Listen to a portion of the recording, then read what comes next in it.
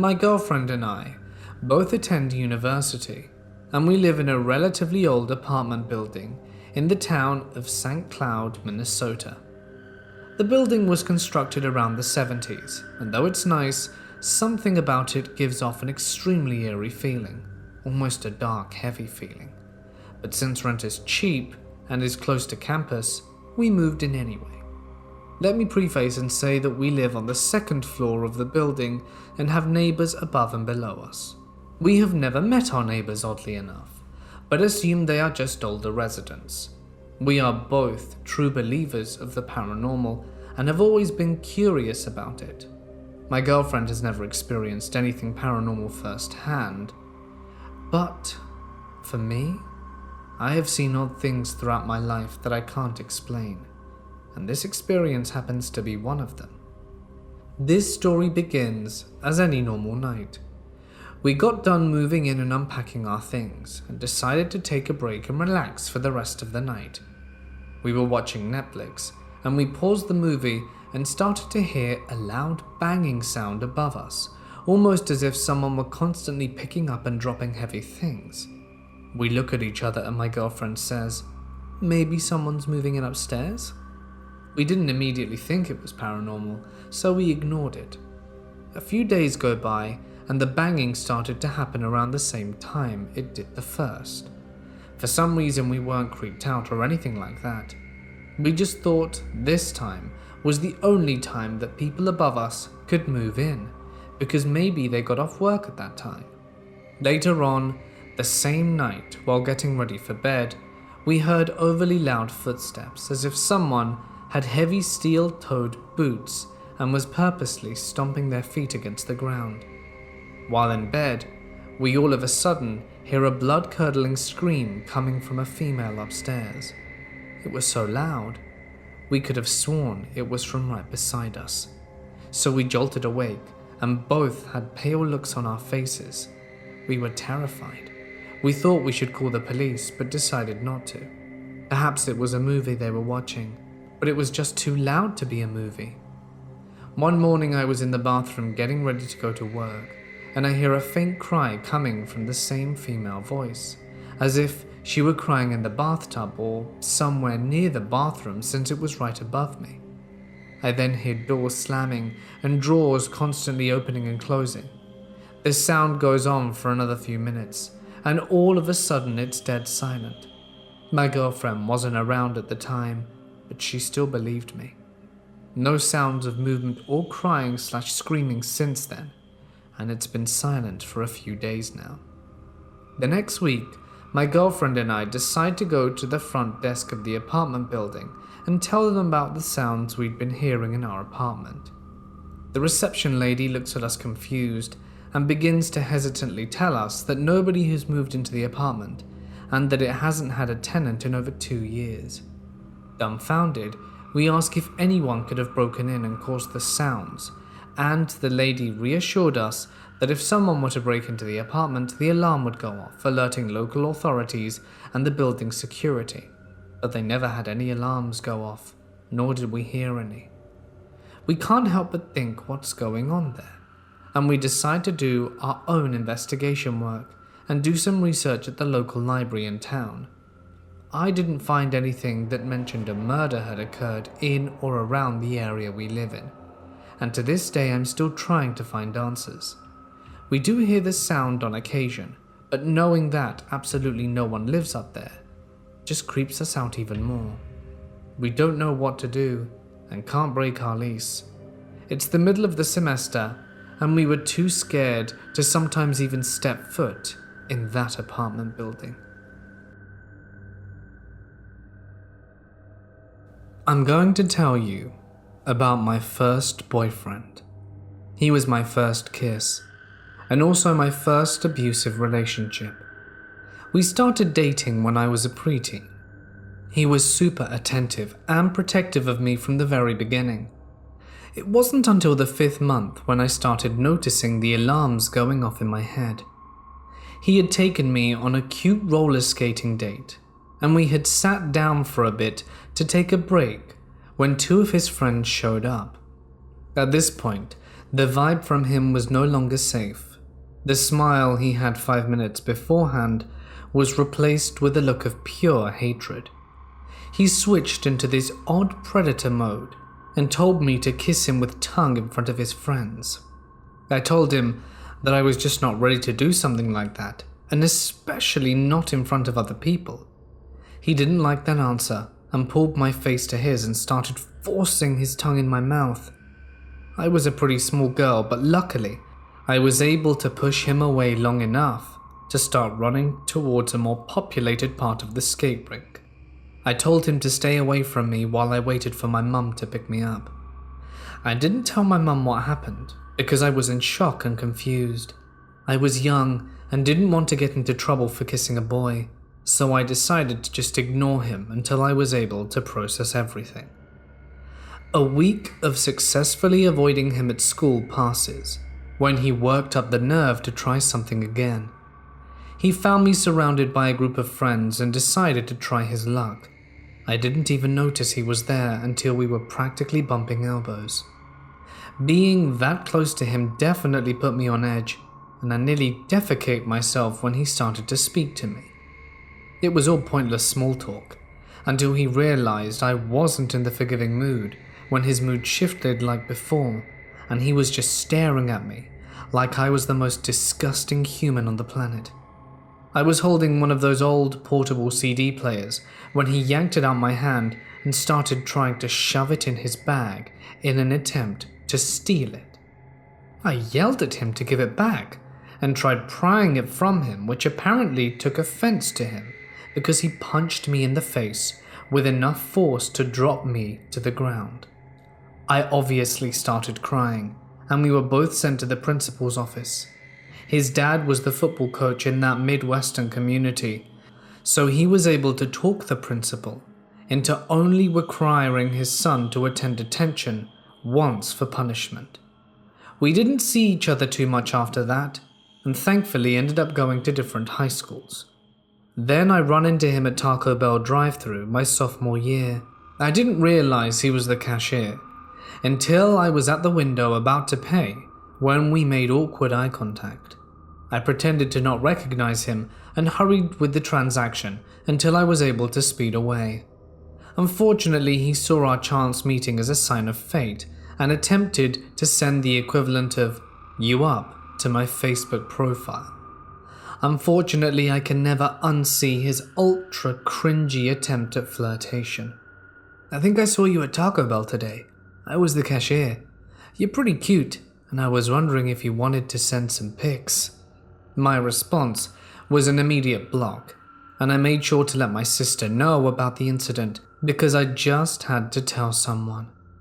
If I had known then just how dangerous this teenage boy would become, I wouldn't have taken any of the incidents so lightly. But I'm not psychic, and after some awkward laughs, I moved on with my life and continued to date less rubbish people. Fast forward to today, when my sister sends me an article from her local news report featuring my dear first boyfriend's picture.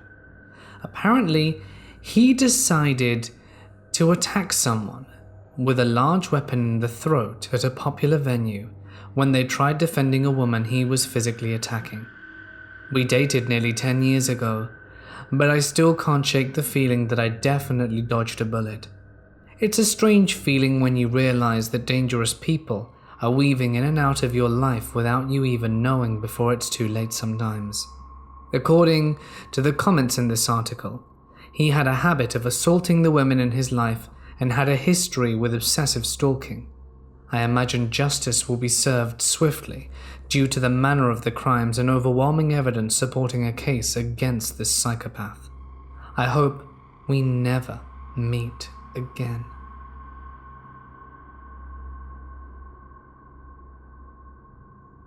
I have played World of Warcraft since its release, and up until 2 years ago when my first daughter was born. I met my husband because of the game and had 2 babies. That game saved me from the cruel reality that I was forced to endure at the hands of my father. I was safe in this virtual world, away from his sick perversion and harsh words and actions. I loved to raid a lot, I mean religiously. And as a 16-year-old girl playing a game dominated by men, I got a lot of attention, 90% of it being negative. This is one of those, although I didn't think so at first. My guild and I were raiding, and our main tank was sick, so we were low for a body for Nax. We found a new tanker from a sister guild and began our raid night. I was a healer and was assigned to said new tank.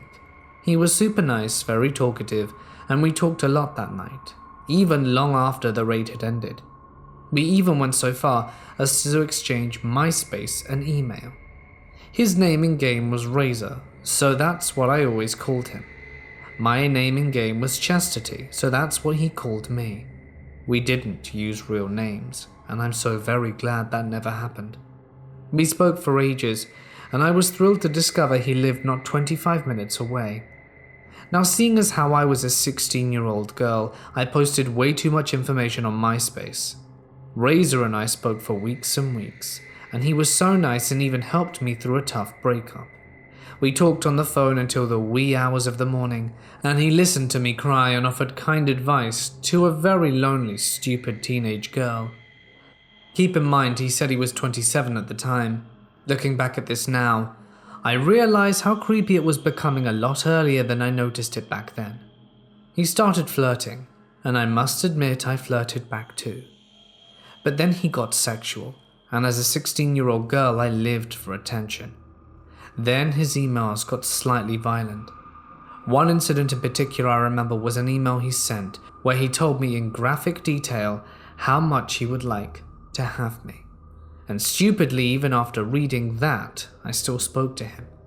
It was extremely graphic. One day after walking my dog through the park, I returned home to the phone ringing off the hook. No one was home, which was normal as both my parents worked a lot. I answered it and it was him. The first thing he said was, "I saw you today. You're so cute." He described my dog, everything, what I was wearing and even my makeup. Why didn't you say hi?" "Oh, I didn't want to scare you.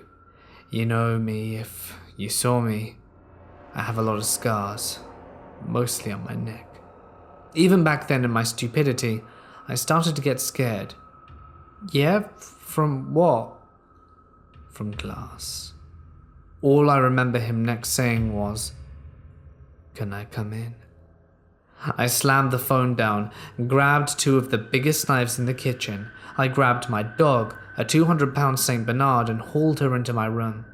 I barricaded my door and heard someone pounding the front door. The pounding continued for what seemed like hours until it got dark. I jumped at every single noise I heard until my mum got home. I never answered any more of his phone calls or emails after that, though he sent tons and emailed me several hundred times a day. I'm so glad I never opened that door. When I was about 8, we moved into this rundown house, which I later found out that the entire area used to be a First Nation camp, but there was a huge landslide some 100 years ago, and so the entire area is pretty much houses and a baseball stadium built over an ancient burial ground, and doors would slam and my dad was thrown from the wall point to point. The basement was terrifying and had a chain lock on it, and while my mother was in the bath I decided to close the door since it creeped me out, but when I shut it, it slammed back open and hit me in the face violently. Those are just some of the examples from what happened in that house. And when we moved out, my dad and sister took down drywall in the basement and found satanic symbols all over the walls and an odd odor which had a passageway to hell written on it. So, turned out the previous tenants were Satan worshippers and the landlord knew, so we got the hell out of there. I know it sounds insane. It's insane to me too, but I think something attached itself to our family from that house. When I was 11, I was looking for my shoes when I opened a cupboard in the basement, and I felt someone breathe on my neck, and a male voice whisper, "Thank you," in my ear. That same year, My dad and I were in the kitchen at around 1 a.m, and he all of a sudden looked terrified as he's staring at nothing. I've never seen my dad so scared, and the room went cold.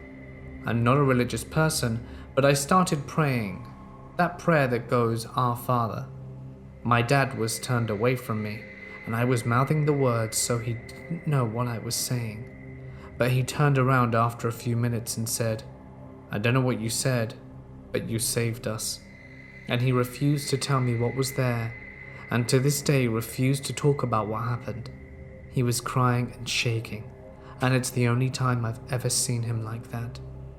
When he got his new apartment after him and my mother split up, I went to stay with him for a few days, and during that time we would hear weird noises and things would go missing everywhere.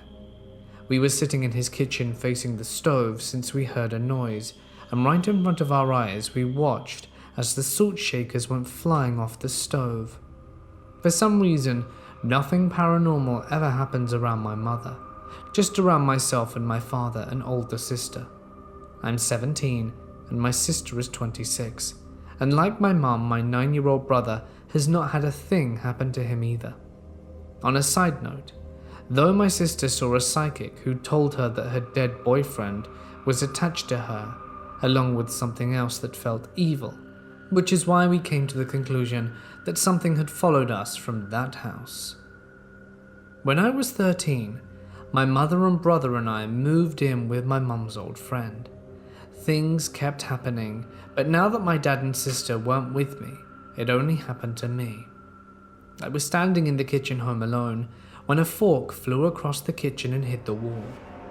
But when I went to see where it fell, there was nothing there.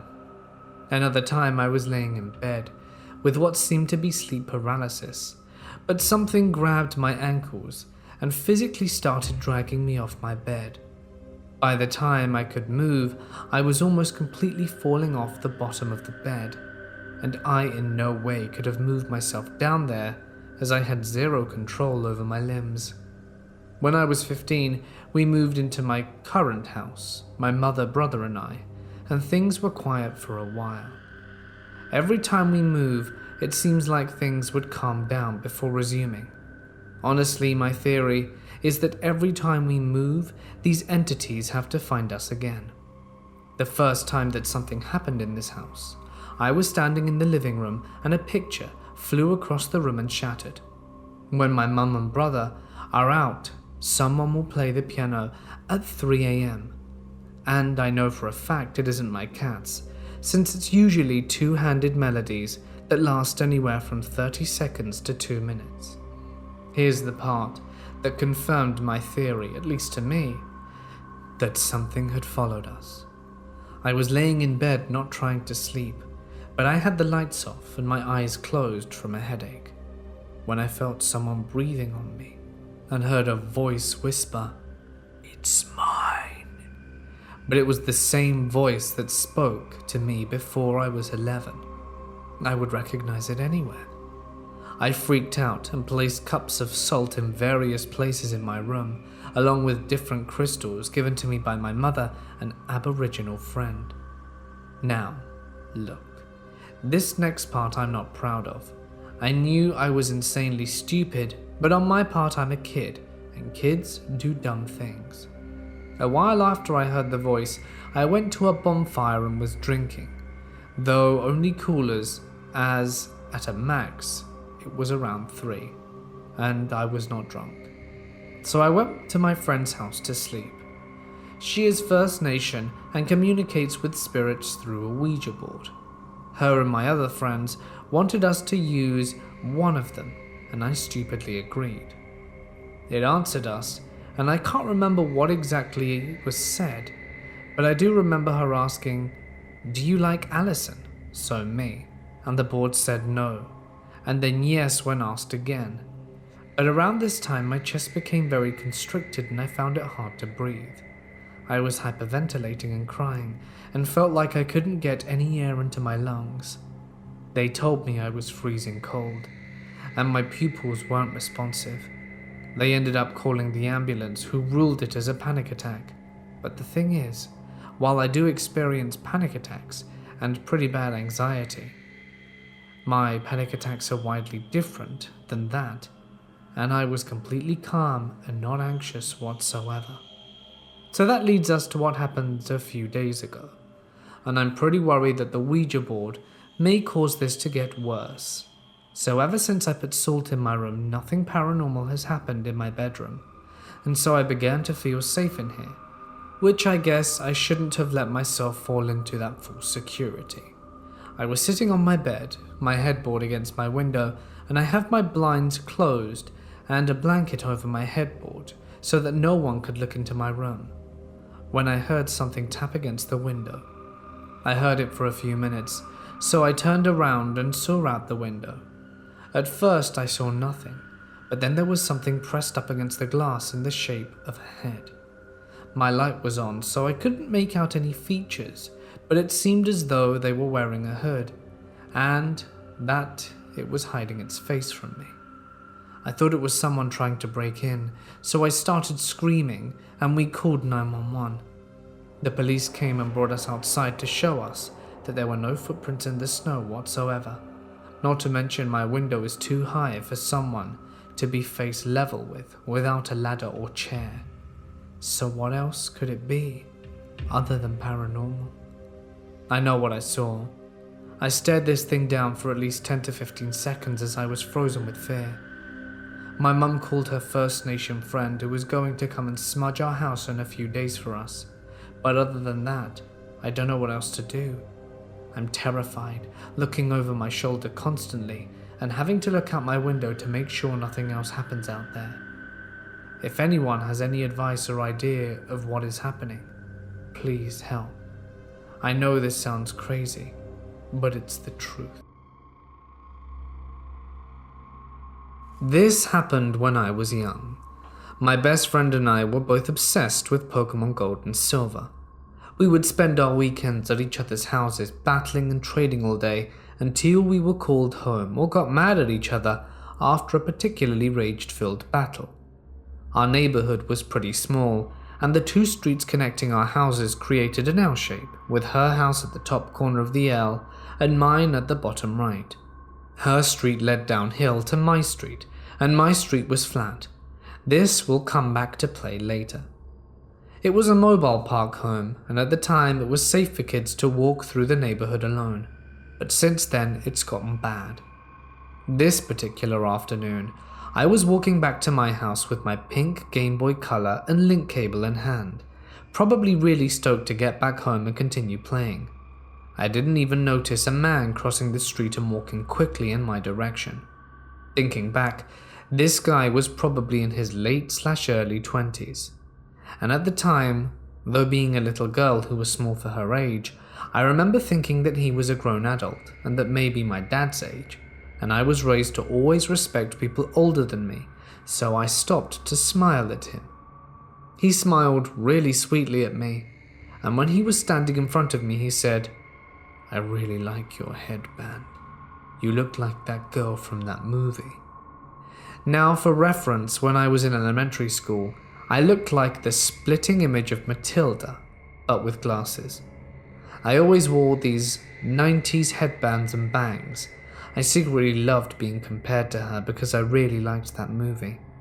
"Thanks, Matilda's one of my favorite movies," I said, and started to take a step again, but the guy shifted his weight, moving in my direction. "Oh, you have a Game Boy. What are you playing?" "Pokemon Silver," I said to him. His face lit up and he stepped closer. "Oh, how many gym badges do you have?" "I know a secret to how to get them all, and the hidden ones." For some reason I felt inferior all of a sudden, because I had just made it to the Kanto region, which is the second half of the game, and having all of the badges sounded really cool. And hidden ones? This guy sounded amazing. It makes me sick thinking how naive I was. But I didn't say anything and he said, "I could show you." I remember looking up at him and he was staring hard into my eyes, the most intense stare I'd ever seen. "Okay," I said almost immediately. "Oh, but..." He looked down at his watch and sighed. I can't right now, I have to go. But would you be able to come back here at 10:30? I can show you how to do it then. Can you sneak out? That's when the alarm bells in my head started to ring. Come out after dark? Sneak out? I don't even know this guy's name. Stranger danger flashed behind my eyes, and he must have seen it because he said, "It's okay. I'm a friend. My friend will be there too. He's your age. I'm going to show him how to get the badges too. Maybe you two can battle." I remember saying okay to him, but my mind was racing. I was raised to be polite and didn't know how to say no and just walk the hell away. I did know that there was no way I was going to meet this guy after dark. He grinned and started saying bye, with his hands in his pockets. He backed away. "Okay, cool. We'll meet right here at 10:30. Bye." He turned around and walked across the street again and up the hill. I continued walking down the street until I turned onto mine, glancing back. The guy was watching me, and was back on the side of the street where we were on before. I walked quickly down my street, and when I was almost home, I looked back again. Sure enough, the guy was on my street, though he was in a neighbor's yard, silently standing behind a big lilac bush they had. I was terrified at this point. He was following me, trying to see which house is mine. What do I do? I kept walking until I just randomly booked it through a neighbor's yard, and I ran uphill through yards until I made it all the way across back to my friend's backyard. I wasn't going to try and go back in, but I was afraid to lead the creep to my friend. Her parents weren't home, so what could we do? I didn't see him, but I did hear what sounded like someone running on grass. It may not have been him, but I ran downhill again, making a beeline to my house. I never looked back, and I ran inside and slammed the door. I don't remember what I told my parents, but I remember that I was scared and would get in trouble for talking to strangers, so I made up some lie about why I was running and went into my room. I didn't sleep that night. I was terrified he would show up at my window and break in. After that, I think my parents either knew something was wrong, or maybe there were other kids in the area being talked to by him, because I never walked to the friend's house alone after that. My mum either walked me, or my friend and I met at the middle point of our streets and walked each other back to the middle. I don't know if the guy was just trying to find a way to steal my Game Boy, or if he was planning on something else, but I'm glad we never met again.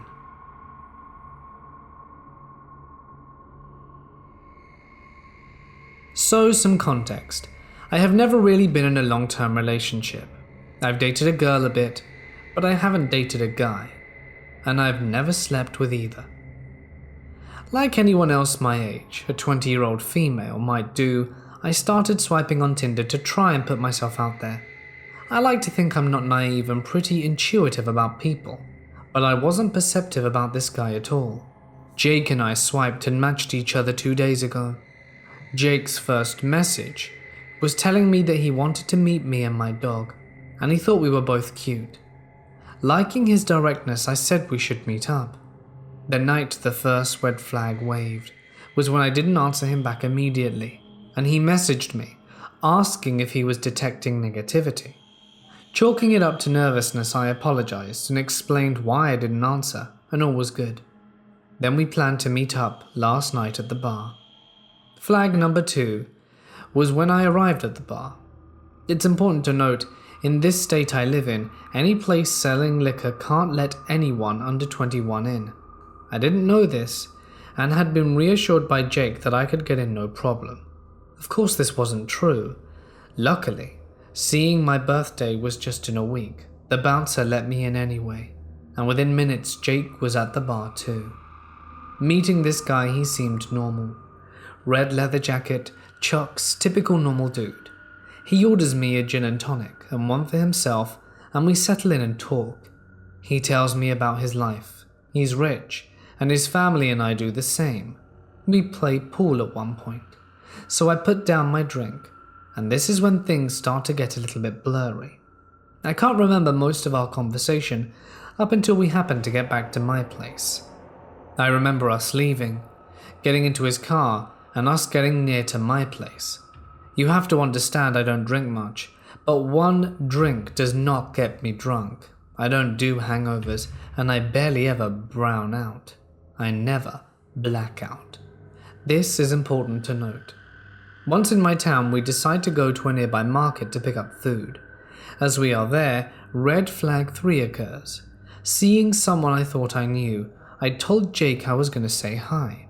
He awkwardly backed away, and he stood outside at this point, awkwardly backing away and refusing to meet her. I was wrong though. I didn't know the girl, and soon rejoined him to walk to my place. As we open the door, my roommate Maddie opens the door. We say hi, talk a little, and she mentions she's about to take a shower. Jake at this point creepily makes a "ooh" sound. Maddie, who is also tipsy at this point, mentions some guy wants to do me. No biggie, it's the way she rolls. But after his expression and the realization of how tired I was and how drunk, I say he should go. And he does with no attempt at any physical contact. This is where the story should end, but it doesn't. Within minutes, this dude blows up my phone with messages, saying he's more open-minded like my roommate, calling me boring, implying I'm not attracted to guys, and saying that he felt no chemistry and he hoped we could have cuddled at least. I show my roommate, who gasped. Me not getting the full meaning of the open-minded context, remember I'm drunk, and ask why he's so shocked. Finally I get it. He's implying he wants to sleep with her, and that she is more open to it than I am. Just so creepy. At that point I'm freaking out, slowly realizing how I'm acting and feeling. Putting together how one drink shouldn't make me feel this way, I realize I might have been slipped something. Maddie and I go to the local police. We report it, and I decide not to get tested. I couldn't explain why. But until you're in my position, possibly drugged at 3 a.m, embarrassed and worried you're wrong, worried you might be charged for underage drinking, it's a lot harder than it looks to go through the whole process. The story ends like this. He's blocked, I'm terrified because he knows where I lived, and with me sleeping off whatever was in my body. Jack, please don't do that to a girl again, and let's never meet. You're so gross.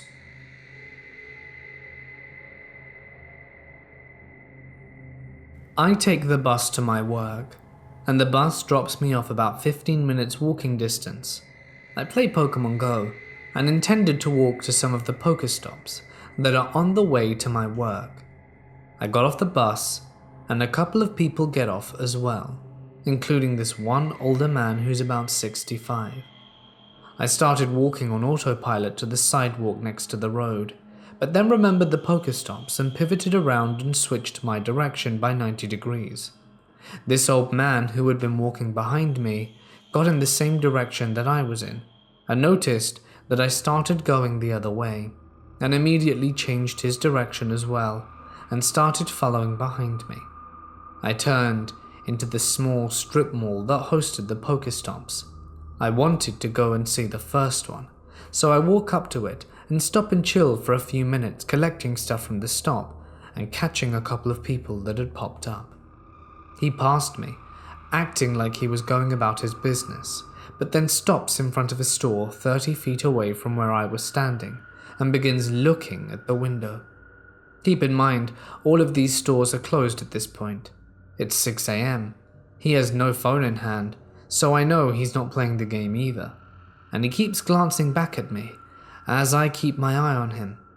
He eventually walks off and disappears around the corner, as the whole strip mall was curved, so it was easy for him to vanish from my vision. I walked in the direction he went in to get to the next Pokestop, and I pass a wall on my right.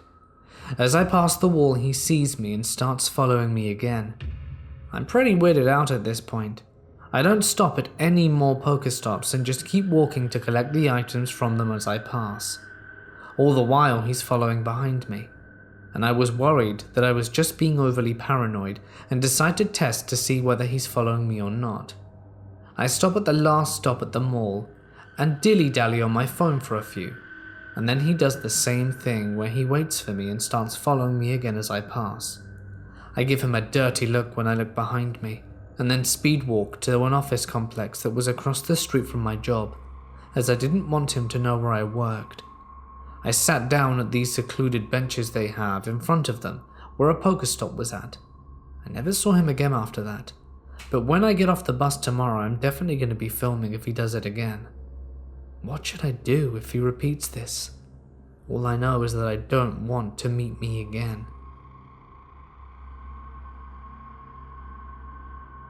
Last month I moved to another country, where I didn't know nearly anyone.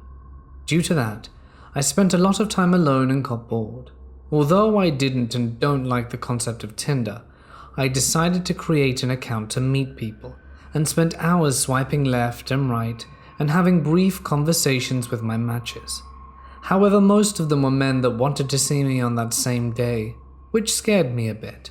Our story begins when I matched with a 30-year-old girl who didn't wait too long to send me a hi, nor ask me for a phone number. I, who have never used the app before, thought it was normal and gave my phone number to her without having spoken at all.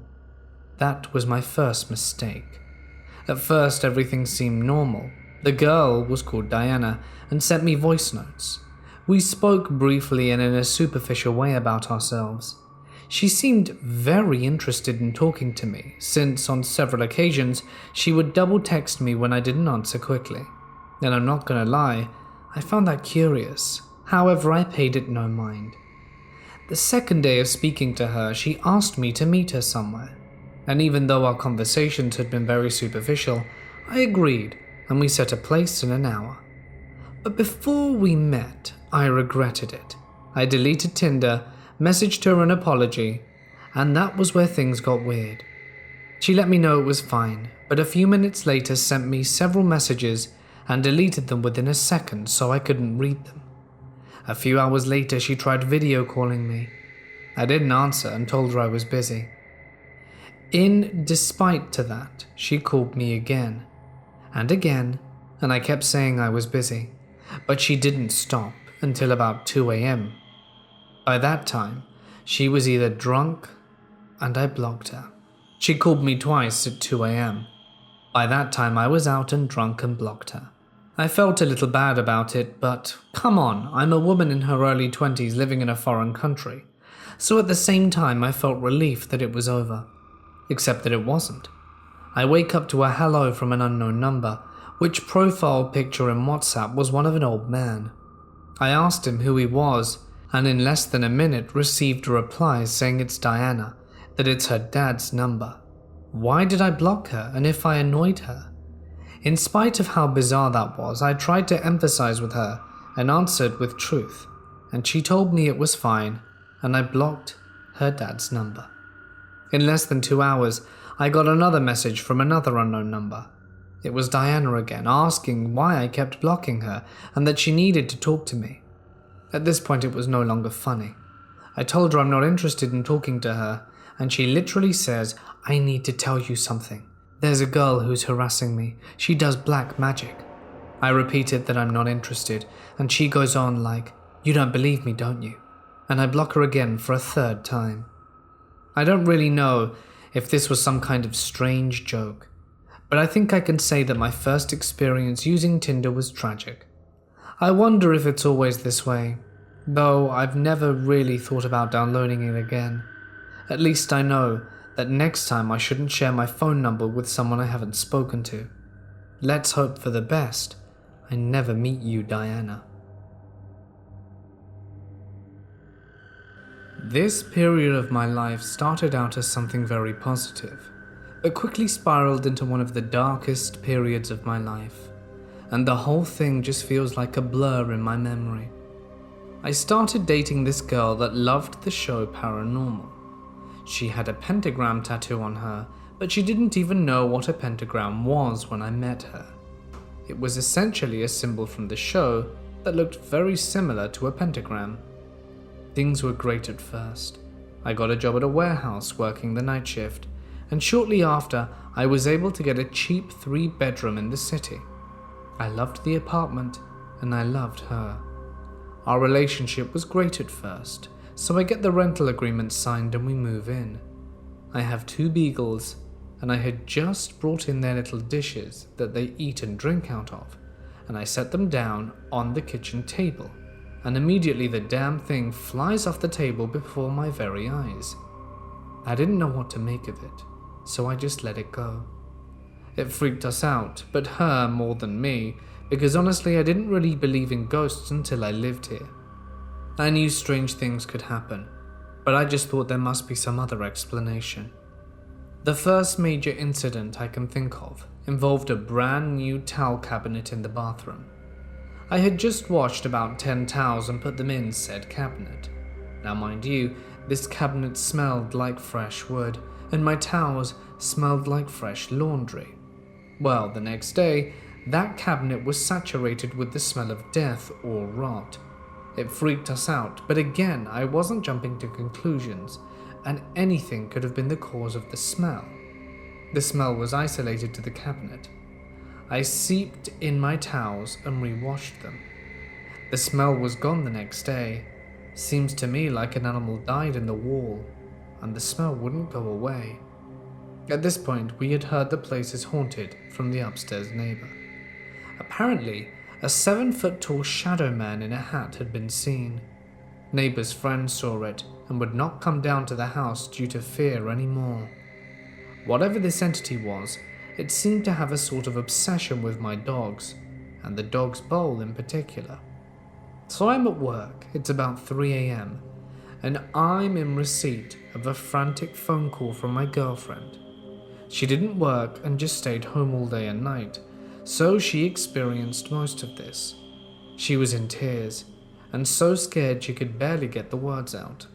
Honestly, it still makes me feel the same type of way, remembering how scared she sounded. She was in the living room, which was a big space, essentially half the apartment connected to the kitchen, which was essentially the other half, chilling with the dogs on the couch, when she heard a knock in the kitchen. My dog, Scout, perked up and starts growling and staring in the kitchen like there was an intruder. She's looking, and before her eyes, the dog dish in the kitchen very slowly starts sliding across the kitchen floor. She basically went into shock out of fear, but called me in, and I came home and did what I could, which was basically nothing, and put the dog bowl in its spot and went back to work. 10 minutes later, I got another call. The dish moved again. Her mother picked her up, and she spent the night away. The sun was up, and I got home, and the house always felt safer when the sun was up, so I just went to sleep.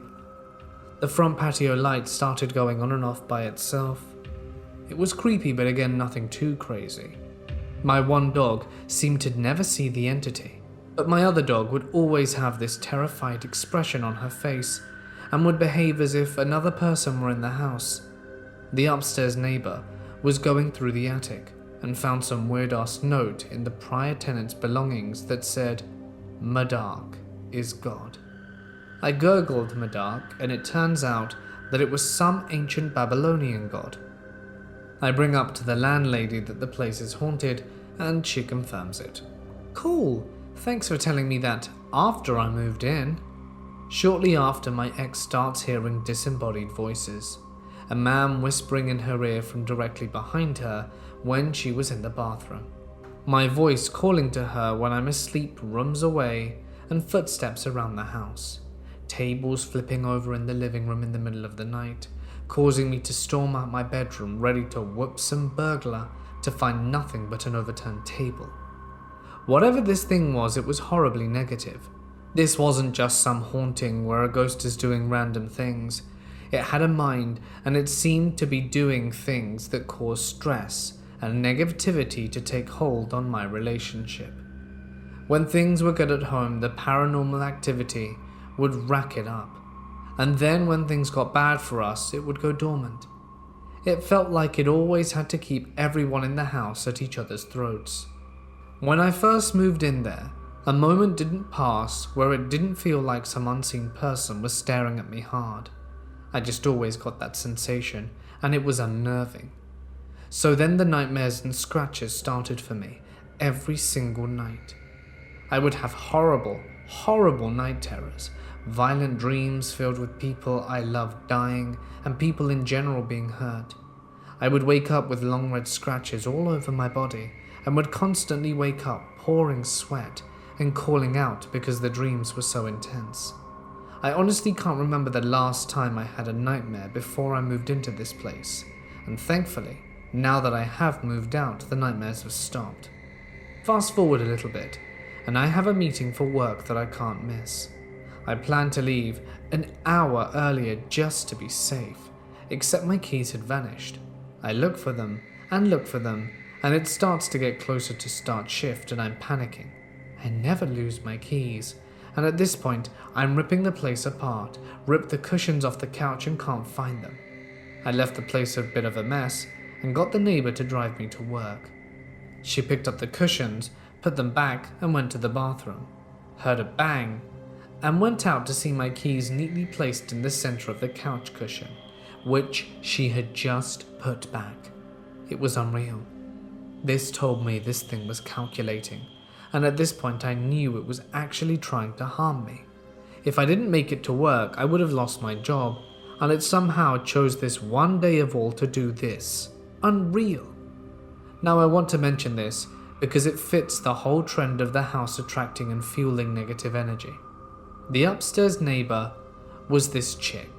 Not a bad girl, but she had this deadbeat boyfriend that never worked and pretty much just laid around and did drugs 24/7 and mooched off her.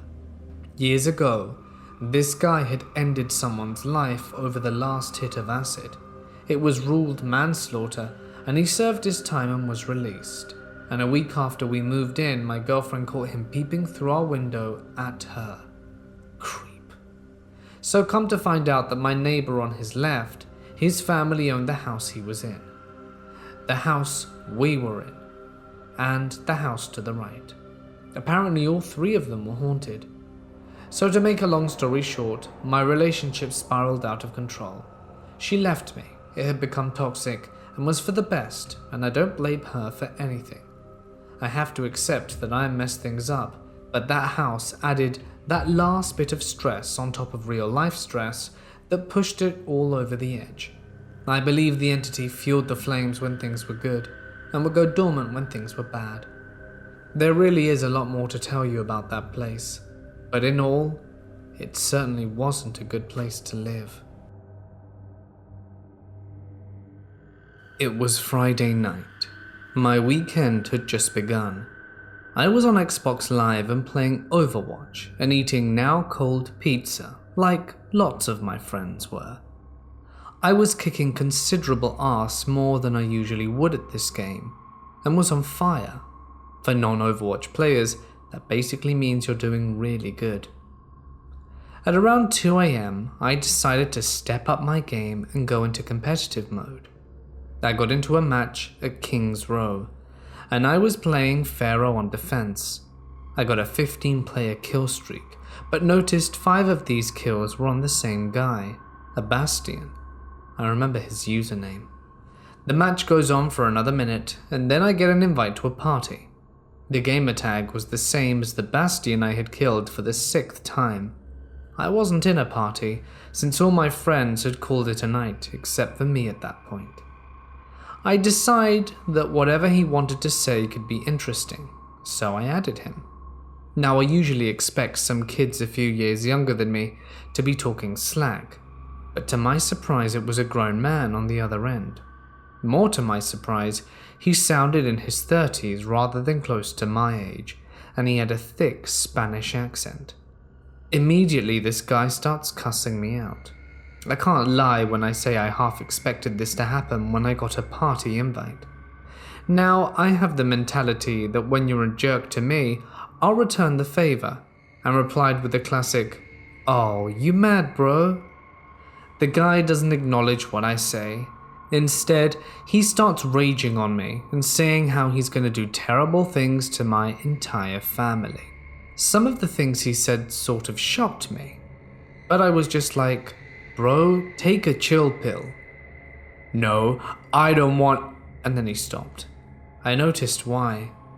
ADVA on our team had just killed his Bastion hero again. Now this is where things get scary. It sounded as if he turned into a rabid animal that was trying to suffocate itself in the mic, screaming, howling and spitting. It's difficult to describe exactly what sound he was making. Inhumane noises were coming from the other end of the mic, as if he were being gutted and possessed by a demon at the same time. It was a grown man, which made the entire thing scary compared to laughing my butt off when a 12-year-old loses it. The match ended, the enemy team didn't even get payload moving, and the man loses his mind. I decided to be an ass again, and not take this guy's crap. Look, it's not my fault you're not good at the game. You're just being treated like a child. Grow up, man. The Spanish guy didn't like this. He screamed down the microphone for 20 seconds. It started getting all crackly. He then removed me from the party. And since the match was over, I called it a night. My overall reaction to what went down was, well, that was something. I logged out, turned off my Xbox and went to bed. As soon as my head hit the pillow, I realized how much of a dumbass I was for not recording it for my friends. They would have lost it when they heard it. Then I fell asleep. Saturday went by with nothing, and I thought that was that with the angry Spaniard. The next day I logged into my Xbox to play more Overwatch, and noticed I had a message from the guy. Good morning. Good morning, Johnny. I know you have to go to the movie theater down in Ashford tomorrow. What the hell? I said out loud. I decided to pull out my phone and take a picture of the TV screen. I then texted my boss about it and told her that some guy on Xbox somehow found out where I worked. Now my boss is a mean old lady, so she naturally didn't care about what happened on Xbox, even though it concerned my work. She just blew it off and told me I still had to come into work the next day. Jurassic World Fallen Kingdom and The Incredibles 2 were both hot then, and it was going to be busy. I ended up coming in next day at 5:30. It was pretty boring and busy like I predicted. Up until around 8, when a super short guy came in through the door. It was loud and crowded, but the guy hollered my full name, some thick Spanish accent, the same one from Xbox. It was him. I still to this day don't know where he got my info from or why he decided to come all the way out to where I worked. The theater fell silent. I just walked to the back room where my boss was and told her that the guy from Xbox was inside. She repeated, "I don't care what happens to you on Xbox, get to work, we're busy." I repeated to her that the guy was inside the building. I didn't know if he wanted to hurt me or not, and that I was going to call the cops. I called them, and it wasn't until they arrived and spoke to me privately in the back room that my boss ended up taking me seriously. The Spanish guy was still inside the lobby, and the cops put him in cuffs and walked him out. This is according to my boss, as I was in the back room and couldn't witness it.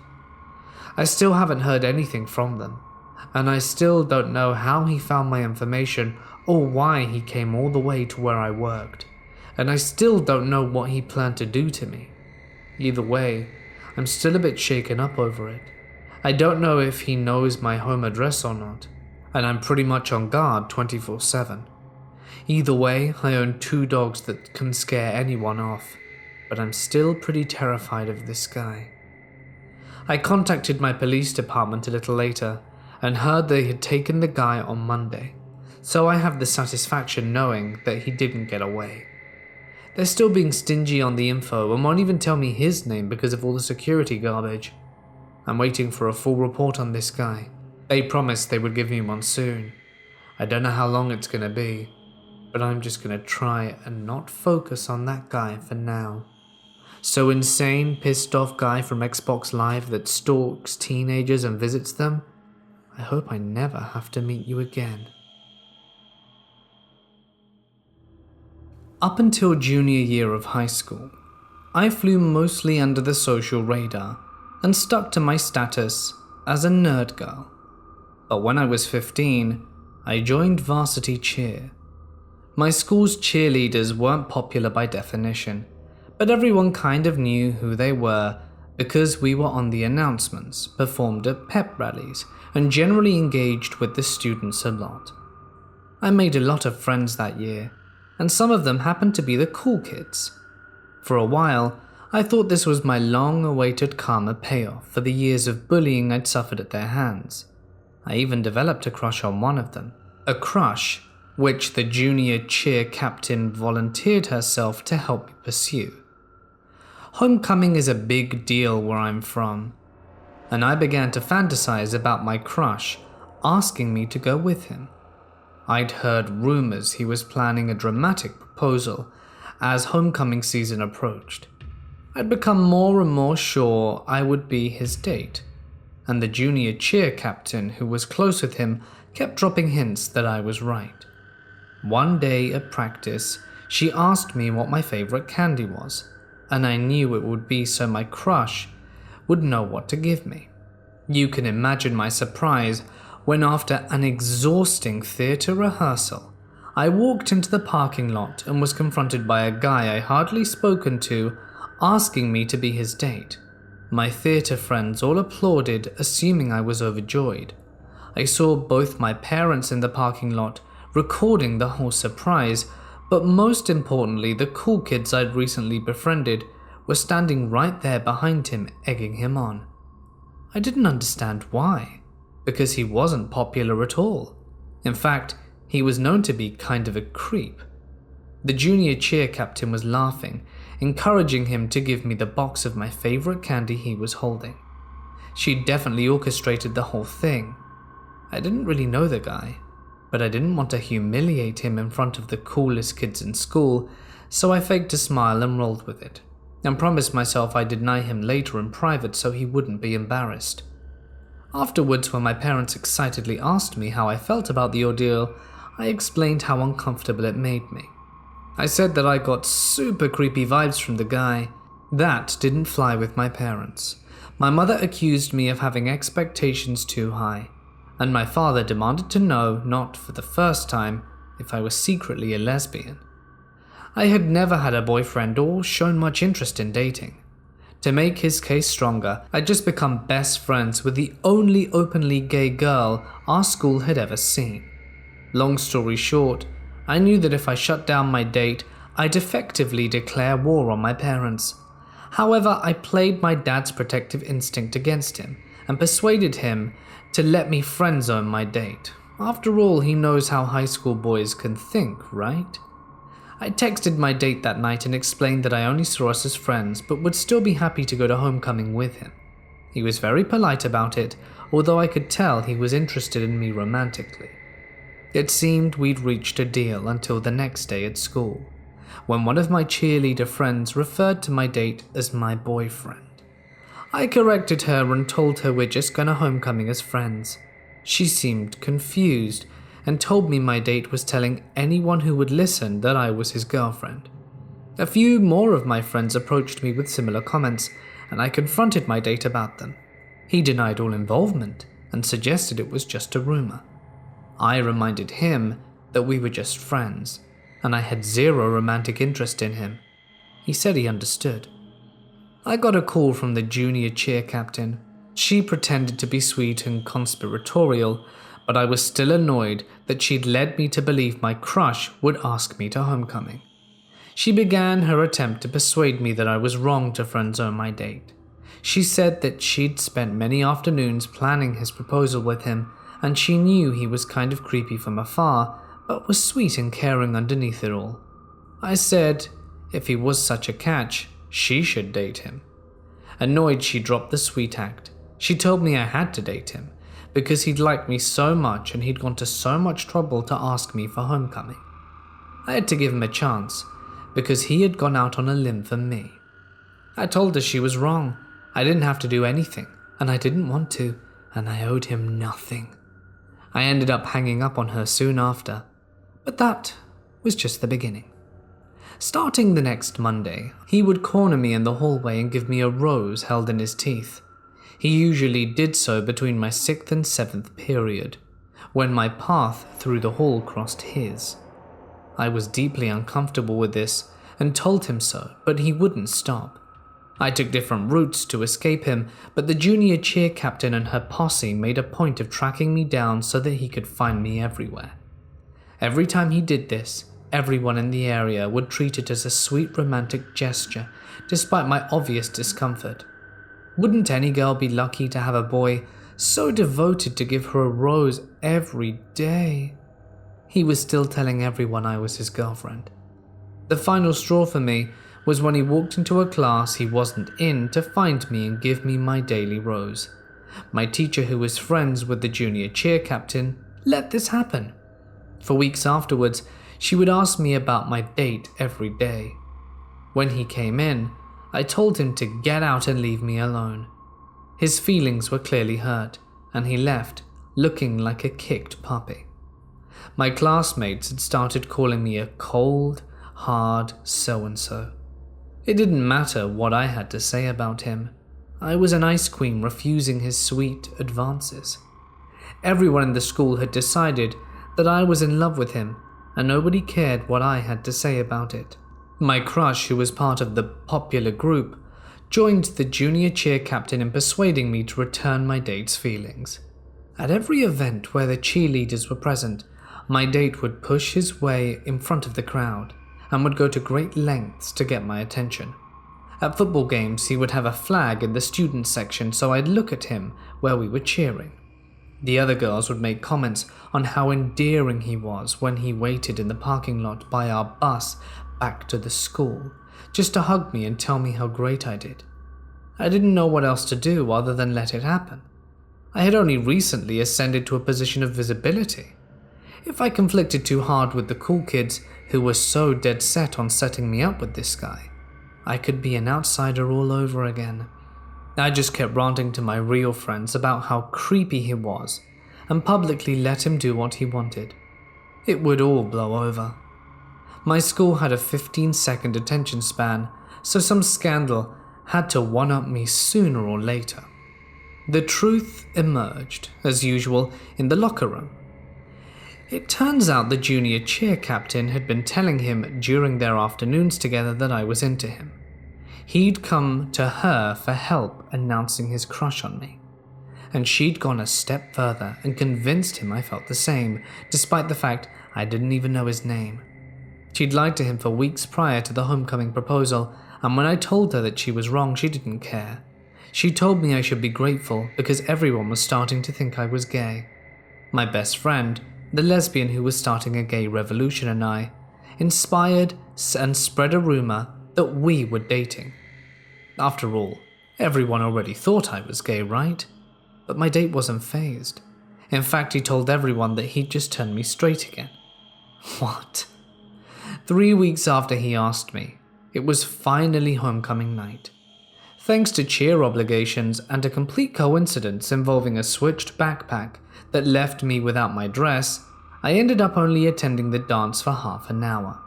My date awkwardly stood on the side of the room while I danced my heart out to Mr. Brightside. I almost felt bad for him. Right at the end, the junior cheer captain appeared like a summoned demon to suggest we slow dance at the next opportunity. Thank God I escaped that one by walking to the DJ and suggesting he play Footloose. My date walked me to the parking lot to wait for my mum to pick me up. While we waited for her to drive around, which took entirely too long because she'd still hoped I'd stop making a fuss and date him, he asked me out, to which I politely declined. He quickly stammered that we could go with a group of people, like the junior cheer captain and my crush. I denied him again, and made it very clear that we were only friends, and I wasn't interested in romantic endeavors because I was too busy. That was actually true. I was in all advanced classes, varsity theatre and cheer, and worked part-time. A few days later, a teacher eloped to Vegas, and nobody cared about my love life anymore. My date and I were distanced again by classes and activities and work. It appeared that everything was going back to normal, and that Friday at the football game, my crush asked me to sit on his shoulder for the alma mater, kind of a romantic thing at the school. Overjoyed, I accepted, and I hoped this would be the beginning of a new chapter for me. I ignored the frantically waving flag in the stands. Monday, my date stood on a chair in his second period class and announced that everyone should be wary of my crush because he would steal your girl. I heard everyone buzzing about it a few hours later when someone called me something horrible for breaking my date's heart. I knew I was being dramatic, but I decided not to get lunch that day, afraid of running into him. I'm so glad I didn't. Later I saw on Snapchat that my date had carved my name into his arm with a pair of scissors. His bleeding arm was screenshotted and sent to me by half a dozen people, most of them demanding why I'd hurt him like this. He did it into the middle of lunch in a crowded cafeteria, and somehow no administration either noticed or cared. The school was buzzing. My date was a broken-hearted victim, and I was the evil, secretly gay, awful girl who wouldn't give him a chance. I got so many dirty looks.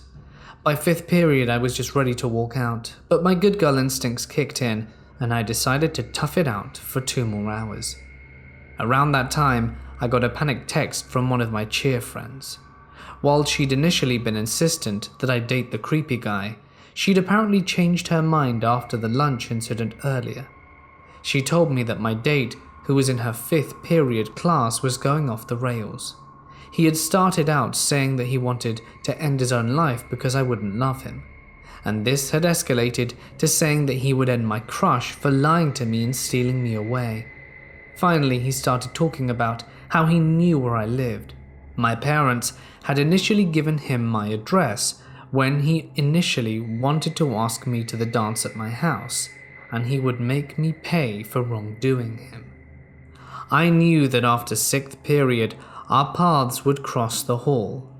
Since the beginning of this ordeal, the school had cracked down on students getting outside, and my alternate route to escape him was no longer an option.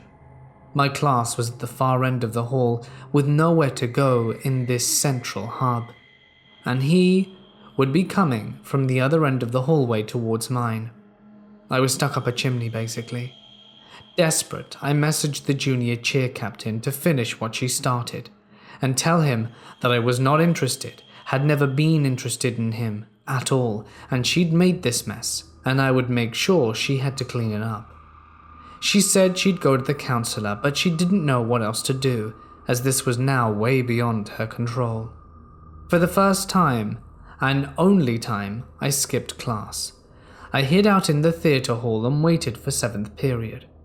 I got a few messages during the passing period that my date was waiting for me by the bathrooms.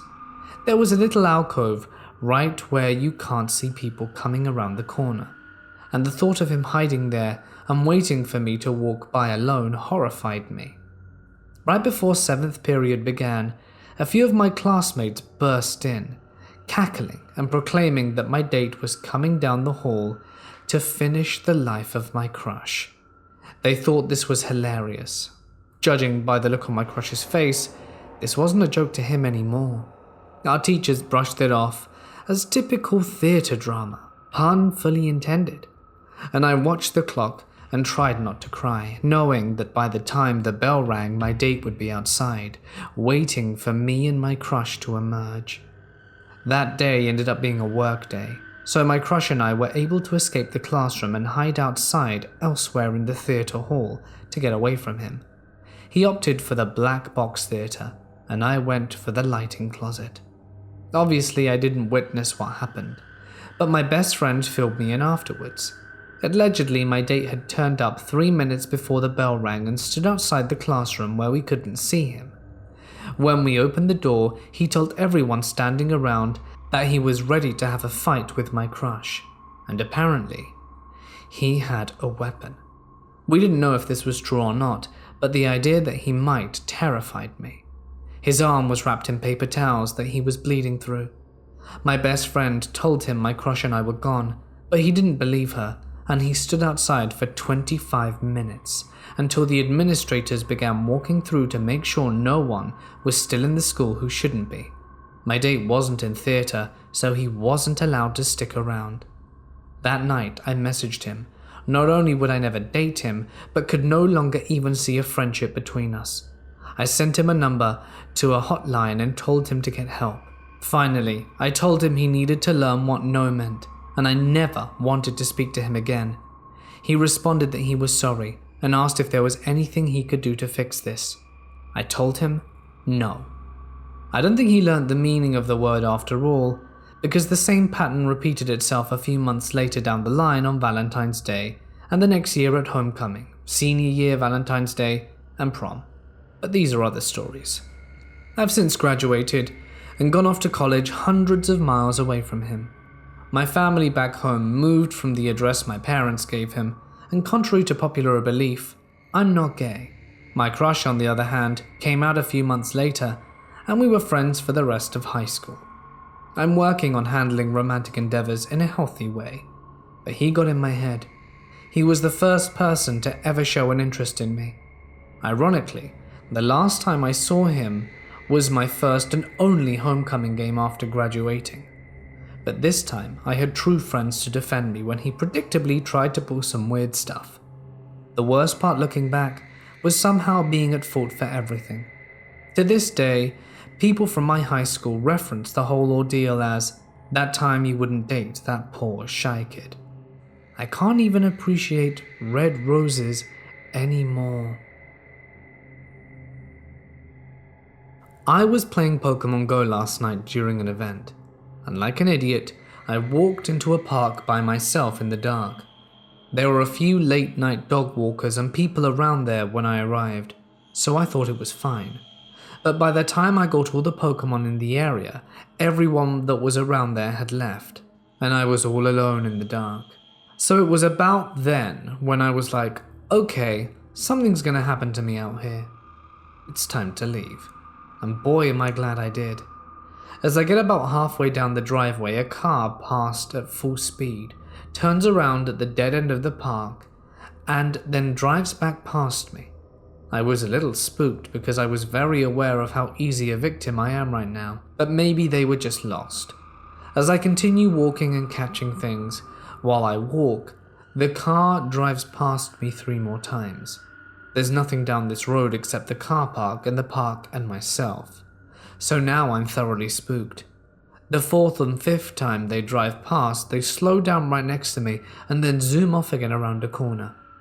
In a moment of sheer panic, I ran to a nearby parked car, dove underneath it and lay still.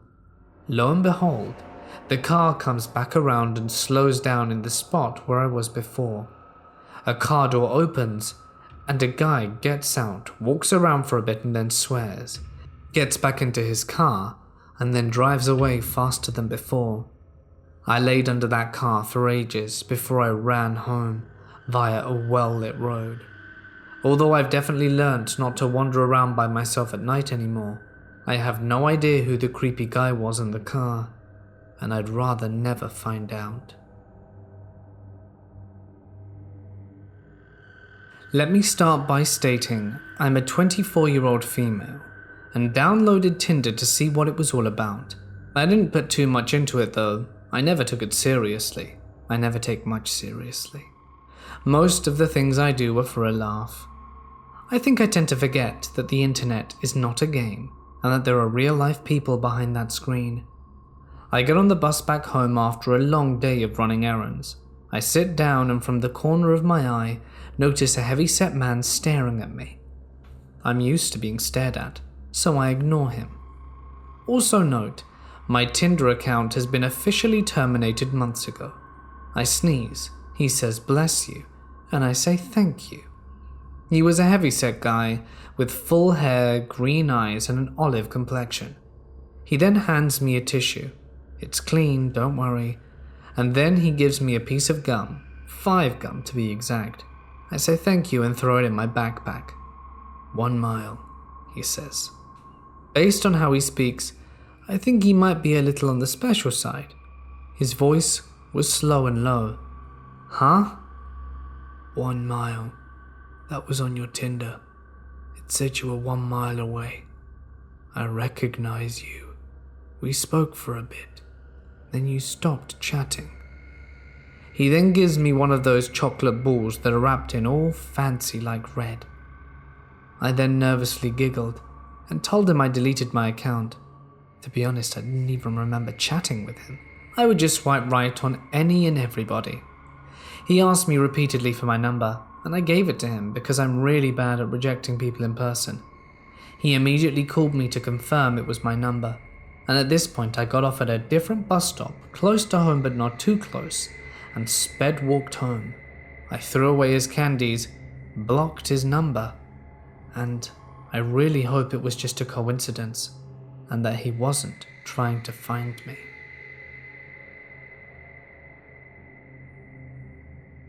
This happened a few months ago. I had just gotten Red Dead Redemption, and while I was playing online, I met this awesome guy named Rick. He's in his 50s, a retired firefighter, and we played together a while, helping me level up so that people wouldn't target a low-level player who is also a girl. After a while, he introduces me to this guy named Black Wolf Angel or something like that. He seemed pretty cool at first, this new guy. We would hang out on RDR, shoot lots of bandits, and do gang hideouts. After a while, we became somewhat good friends, and he then started to lightly flirt with me every once in a while. I let it slide, being the kind person I am, and I made it my goal to not get a so-called Xbox boyfriend, so I tended to avoid flirting on there. We would normally hang in parties or with Rick, but one time he invited me to a party and I'm like, oh okay, he and Rick want to play. But I was dead wrong. He began to flirt super heavily with me, and I acted like I had to go and I left. For weeks he would spam me with party invites and messages saying, hey sexy, I really want you. It finally got to the point where I was sick of him, so when he invited me the last time, I answered, and he started with the usual flirting, and I just said, look man, I'm not interested in any kind of relationship right now, so please lay it off. He agreed and stopped for a few days, but then he broke the silence by sending me a message saying, I'm thinking of ending it all because of you. I flipped out on him and started to cuss him out and tell him to never contact me again. I told Rick about it all, and he told me he stopped talking to him a few days ago for the same reason. So for a while everything was cool, but then I started to get phone calls and text messages saying the same stuff he used to say. I answered one said call and told him to leave me alone or I'll get the police. Thankfully he stopped after that. So to the guy from Xbox Live, let's never meet again, you creep. When I was little, my dad told me that our house used to be owned by what he thought was a cult. We know nothing about this supposed cult, except that the leader owned several nice cars that were remained parked out front most of the time. All of the windows were boarded up, and each of the bedrooms had at least 2 bunks in them. I'm not sure if this cult is real or not, and my dad could have just told me that to scare me, but nevertheless, that got me thinking the house might be haunted. This could be chalked up to my brain interpreting meaningless noise into something with meaning. But I was little, and would often hear my name called, even though I was the only one home or awake at the time, which I thought was evidence of a ghost. Fast forward to 2013. I was in 8th grade, and I wanted to test whether my house was haunted or not. So I used my homemade Ouija board to try and communicate with the other side. I asked if anything was there, and the shot glass that served as the triangle thing that types what the message says moved to yes. I asked their name, and it moved to R and stopped, and I was left with the impression that its name was Rebecca. I asked if they were in the cult, and it didn't move. I knew I asked some more simple questions, and I forgot what exactly they were, but I was left with the impression that I was generally friendly, and I moved the shot glass to goodbye. More recently, one of my dogs has become terrified of 2 doorways in the house. One is on the ground floor and one is in the basement. The ground floor doorway connects the living room and the dining room, and the basement doorway connects a room with a fireplace to another room in the basement, where we put the dogs when no one's home. It's worth noting that the fireplace room is the room where I conducted my Ouija board experiment. The first time I noticed him being scared of a doorway was in the basement. At first I thought he was scared of the room we put him in when we leave, because he doesn't like getting locked up for several hours while my parents and I are at work and school, and I didn't think anything odd was happening. But when he became afraid of the upstairs doorway, which he had no reason to be afraid of. What do you mean by scared? I foresee you asking. I mean tail tucked between his legs. He was so scared he wouldn't even pass through the doorway. If you call his name a shaken box of treats, which he would usually come dashing out for, he still wouldn't come. The first time I noticed this behavior upstairs, I picked him up and walked close to the doorway. It was my intention to make him cross it, realizing nothing was there, but he tried to bite me, so I set him down. People say dogs see things that we can't. Could there be a ghost that hangs around these two doorways? Maybe. I don't know. But I do know he's scared specifically of that doorway, not the door. He exhibits the same behavior on both sides of the ground floor doorway. As for the basement doorway, he could just be scared of the room itself, but I've never seen him be scared of the doorway from the room where he gets locked up. The times I have seen him scared of the basement doorway were at night, which wouldn't make sense if he was scared of getting locked away, as we don't lock him up at night. While I've yet to experience his fear of the upstairs doorway, I have experienced his fear of the basement doorway. When I was little, there used to be a TV in the dog room where I would play GameCube. I usually played at night, and when it was time to go to bed, I would sometimes be overcome with fear as I passed through the doorway. I would imagine a disembodied hand reaching out the darkness and trying to grab me as I dashed to the stairs. Did I ever see that hand, or do I believe that hand was really there? Of course not. It must be my imagination. But that doorway gave me the creeps when I was little. Even now, while I don't imagine a hand coming out of the abyss trying to pull me into the room, my animal brain sometimes takes control for a split second and screams "run" as I'm going upstairs, before my adult brain chides myself for being such a child. I've also experienced sleep paralysis a number of times. As anyone who's had sleep paralysis will tell you, haunted house or not, sleep paralysis is one of the most terrifying experiences you'll ever have, even if it lasts less than 30 seconds. Two of these experiences stick out to me. I'll start with the first, less scary event. I had been having trouble getting to sleep the past few nights, so my brother gave me some sleep aid. I went to sleep almost immediately and slept for a few hours before walking and finding myself unable to move. This was my first episode of sleep paralysis, and simply not being able to move was the most terrifying thing I had ever experienced. After I got over the initial shock, I looked around my room and saw dark figures standing in my closet, watching me. This went on for a few seconds before I regained my ability to move and it vanished. I stayed up the rest of the night, as I didn't even know that sleep paralysis was a thing, or that hallucinations often accompanied it. Now, when I have sleep paralysis, I'm incredibly scared during the episode, but immediately afterwards, the fear is gone, and I usually can't even remember what I saw the next day. Just that I had sleep paralysis, and I either had a hallucination or I didn't. My second sleep paralysis story is unlike anything I've ever experienced before or since. I fell asleep and woke up in the middle of the night to find I couldn't move. This time, however, I heard something. Maybe I'm making a mountain out of a molehill here, but I never heard things in my sleep paralysis before or since. I heard what sounded like a baby giggling. Think of the cheesiest evil child giggling sound effect from a low-budget movie you've ever heard, and that's what I heard. And it only gets worse. Usually I sleep on my back, which just so happens to be the most optimal position for sleep paralysis. But that night, I was sleeping on my side, and I felt something breathing on my neck.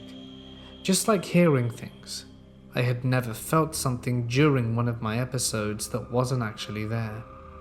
On top of that, there was again a thing in my closet, but this time it came out, walked right up to me and crouched down so we looked at each other in the eyes.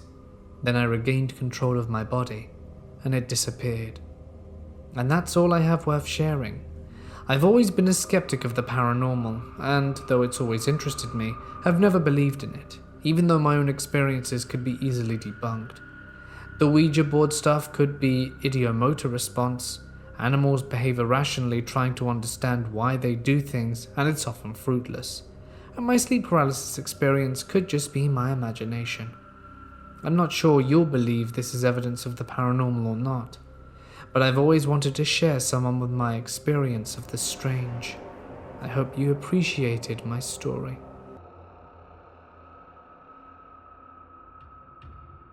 When Pokemon Go first came out, I couldn't keep up with my then girlfriend, now wife, at all.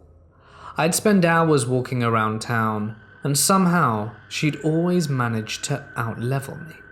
So the only way I figured I'd get ahead would be to sacrifice my precious sleep and traverse and rough the tumbled streets of downtown Salt Lake City until the wee hours of the morning. And with that, my journey to become a true Pokemon master began. I started staying out until 1 or 2 in the morning 5 nights a week, since my work didn't start till around 10, and I felt I had enough time to recoup. And it worked great.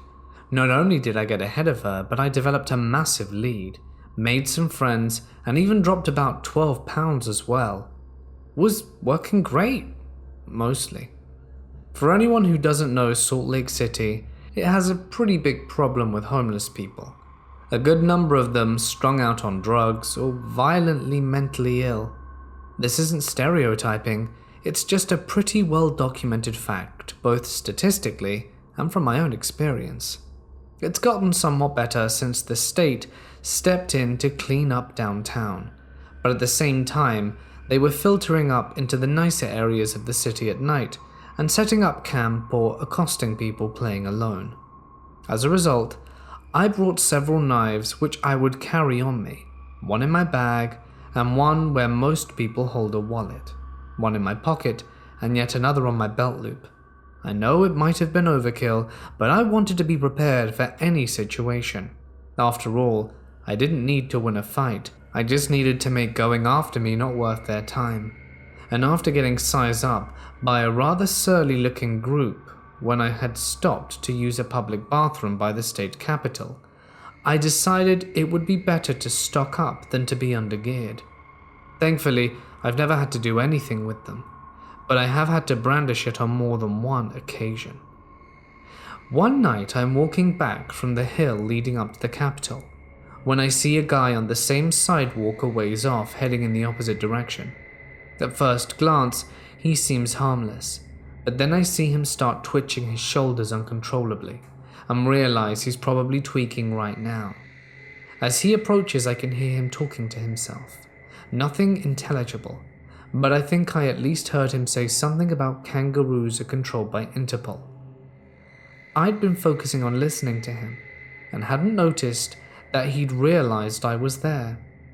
He began to walk towards me with that sort of purposeful stride that you have when homing in on someone. He was still probably half a block away, and I needed to cross anyway, so I figured that were a good time as any to part company. As soon as I'd stepped away and put my feet into the road, he follows suit and picks up the pace, making a beeline right for me. I unfasten it from my belt loop and palm it just in case. He's still shambling towards me, and I realize I've got one last chance to get out of this without conflict. When he's no more than 10 feet away, I flick it out, casually brandishing it to my side, and there's just enough light on me to make out that I'm armed. The guy stops in his tracks and just walks back to his side of the road as I continue my walk to the throng of people gathered at a small park with 4 stops all lured up in the hope for a dragonite spawn. Sadly, that sort of dedication following such a creepy encounter didn't endear me to the gods of Pokemon Go enough to grant me one that entire summer. I freely admit that I could have been completely wrong about his intentions, but I wasn't willing to take the risk. Thankfully, I've never had another run-in like that again, even on subsequent nights when I went out binge playing until the deep freeze of winter arrived. I've had some really weird encounters with homeless people, including an overly aggressive panhandler who tried to come inside my apartment, and someone who thought walking in front of my car at a green light to keep me from going so he could beg for a ride to court, and I'm not joking with this, was good. But nothing where I actually felt my life was in danger like that night. In fact, my backcrap insane stalker ex scared me more than the homeless do. However, that's an entirely different story for another day. So, crazy guy, let's not meet again. This happened a week ago. I was sitting in the living room, crocheting. I was out there with my mother watching cooking shows when she left for a bit. I was sitting quietly, just focusing on my craft when I heard something strange. Loud 8-bit music. I thought for a second it was my cell phone, but when I checked, nothing. I went around the room, even listened closely to my laptop that I had the crocheting pattern on, just in case it was a pop-up ad. Nothing. I eventually made it to my room, and the music is getting louder. I go over to this container that I had a bunch of miniature things in. Inside I find my old Game Boy Pocket Edition, one of those really tiny ones with preloaded games, and you couldn't change the cartridge. It had an alarm going off. I never set an alarm, and I hadn't turned this device on since I was 10. I got it in 2006. At the time, the calendar was chronologically correct, reading off 2006 when I got it. However, instead of reading 2019, it now read February 7th, 1998. I was born on February 7th, 1996. The date of this strange alarm was my 2nd birthday. It was one of the strangest things I have ever experienced in recent months. How peculiar. This happened to me my freshman year of college. Tinder was new, and everyone at my university was on the app. I joined to see what all the fuss was about. Looking through profiles, I found a few guys that were really interesting, and this one guy in particular caught my eye, Walter. I swiped right on Walter, and we matched. I was excited and kind of giddy because he was super attractive. He messaged me and I got butterflies in my stomach. We messaged on the app for maybe an hour. Typical conversation is happening. And I asked him what he did for a living. He asked what my major was. Harmless conversation. After a while he asked for my number so we could text each other instead of message on the app. I gave it to him and he seemed nice enough. We messaged back and forth for a few days. Lots of flirty conversation and plans to hang out finally occurred. By the 4th day of conversation he started calling me babe, which gave me mixed feelings. It was cute, but also a little weird. We didn't really know each other and had never met. I ignored it and continued on with the conversation. He started saying he wanted to be exclusive and he really wanted to see me in person. He was begging me at this point to come to his apartment to cuddle and watch movies with him and his dog. I told him that we would need to meet in public first. I would not be going to some stranger's apartment, and he said I was overreacting and kept begging. I ignored him for the rest of the night. The next day, he apologized and said he misunderstood. We needed to meet in public, so we made plans for that weekend. The weekend came faster than expected, and it was the day we were supposed to meet. Something just felt off, and I decided to back out. I texted him apologizing, saying my mum wasn't feeling well and I needed to go home to help her with some housing chores. This made him annoyed, and he said, "Your mum is a big girl. If she needs, she can call you. Just come over and you can leave whenever you go help. I really want to see you and kiss you." I told him no, that I would be staying with my mum that weekend, and that was that. I only lived half an hour away from home, so I actually did go home and see my mum that day. And after what he texted me about my mum, I began ignoring him, and the texts started rolling in. Text after text. "Babe, I'm sorry. Babe, come over. Babe, I miss you. You gonna come over?" I planned on replying the next day that I was busy with my mum. Then he began calling me. I had a total of 45 missed phone calls within a 2-hour period.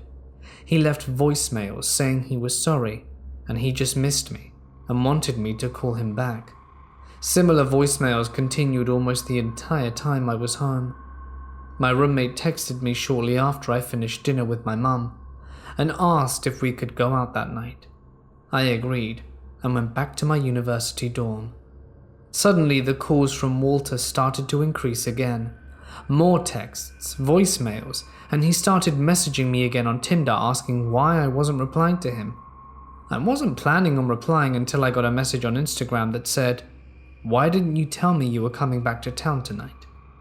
Getting this message really freaked me out. I replied to him saying I was sorry that I'd been busy with my mum. "How did you know I was back in town?" He said, "I checked your Tinder, of course." Tinder doesn't tell exact locations, but it has a within 1 mile message. This really freaked me out, and I began messaging him back and said that he was being really creepy. He seriously had to be constantly refreshing my profile to see the distance change. The messages, calls, and voicemails continued. All were him now apologizing for making me feel weird about him knowing where I was. He was just worried about me. We had been texting for less than a week, and I told my roommate about it, and we decided to stay in that night. The last straw for me was getting a message saying, "Look, I'm sorry. I'm outside your dorm with flowers and chocolate. Please forgive me." Ah, hell no. I called campus security and told them about this guy, and they never found anyone waiting outside any of the doors. I assumed he was in his car waiting for me to reply.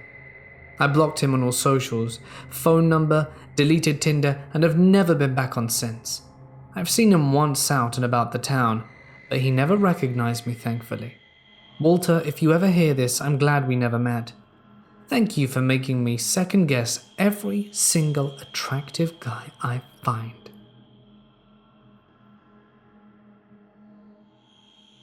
I was in our local park playing Harry Potter Wizards Unite. It's a good place because there are 4 stops that give you energy, so I just go back and forth while playing.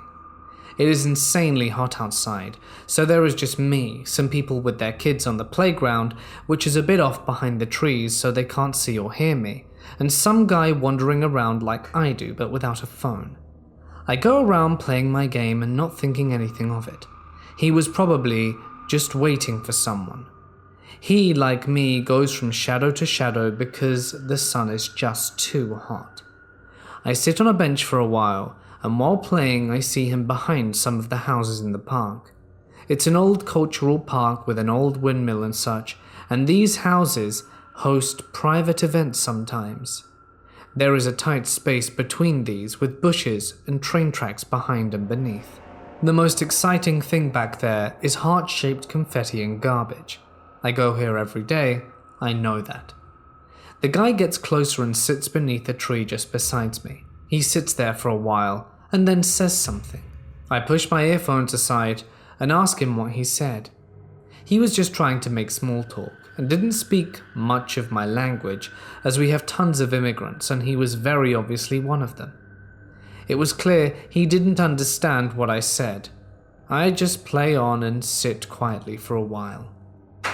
I get up, go 20 meters forward to reach a stop. When I turn around to go back, he's right behind me. He then follows me back to the houses and asks my name and if I live alone and if I'm married. I do, but of course I tell him I live with my boyfriend. He then points to the back of the houses and wants to show me something. I tell him no, and he grabs my wrist real hard and begins to pull. I resist and he thankfully let go. I just keep on babbling that there's nothing too interesting there. There's just tracks and bushes. I find this all really creepy, and I'm being too polite. I start walking out of the park and he followed me. He walked beside me like we were friends. In the beginning I think it's just a cultural thing, but we are extremely rigid and hate talking to strangers. But they often seem to like it and can be very friendly. I can be polite and sociable if I have to, but this is pushing my buttons and is way too creepy. I live right near the park and he's still here, right beside me, not saying much, but obviously going with me. I decide to go to my boyfriend's house, and that were the longest 10 minutes of my life. He occasionally asks more questions. Do I live in a house? Stuff like that.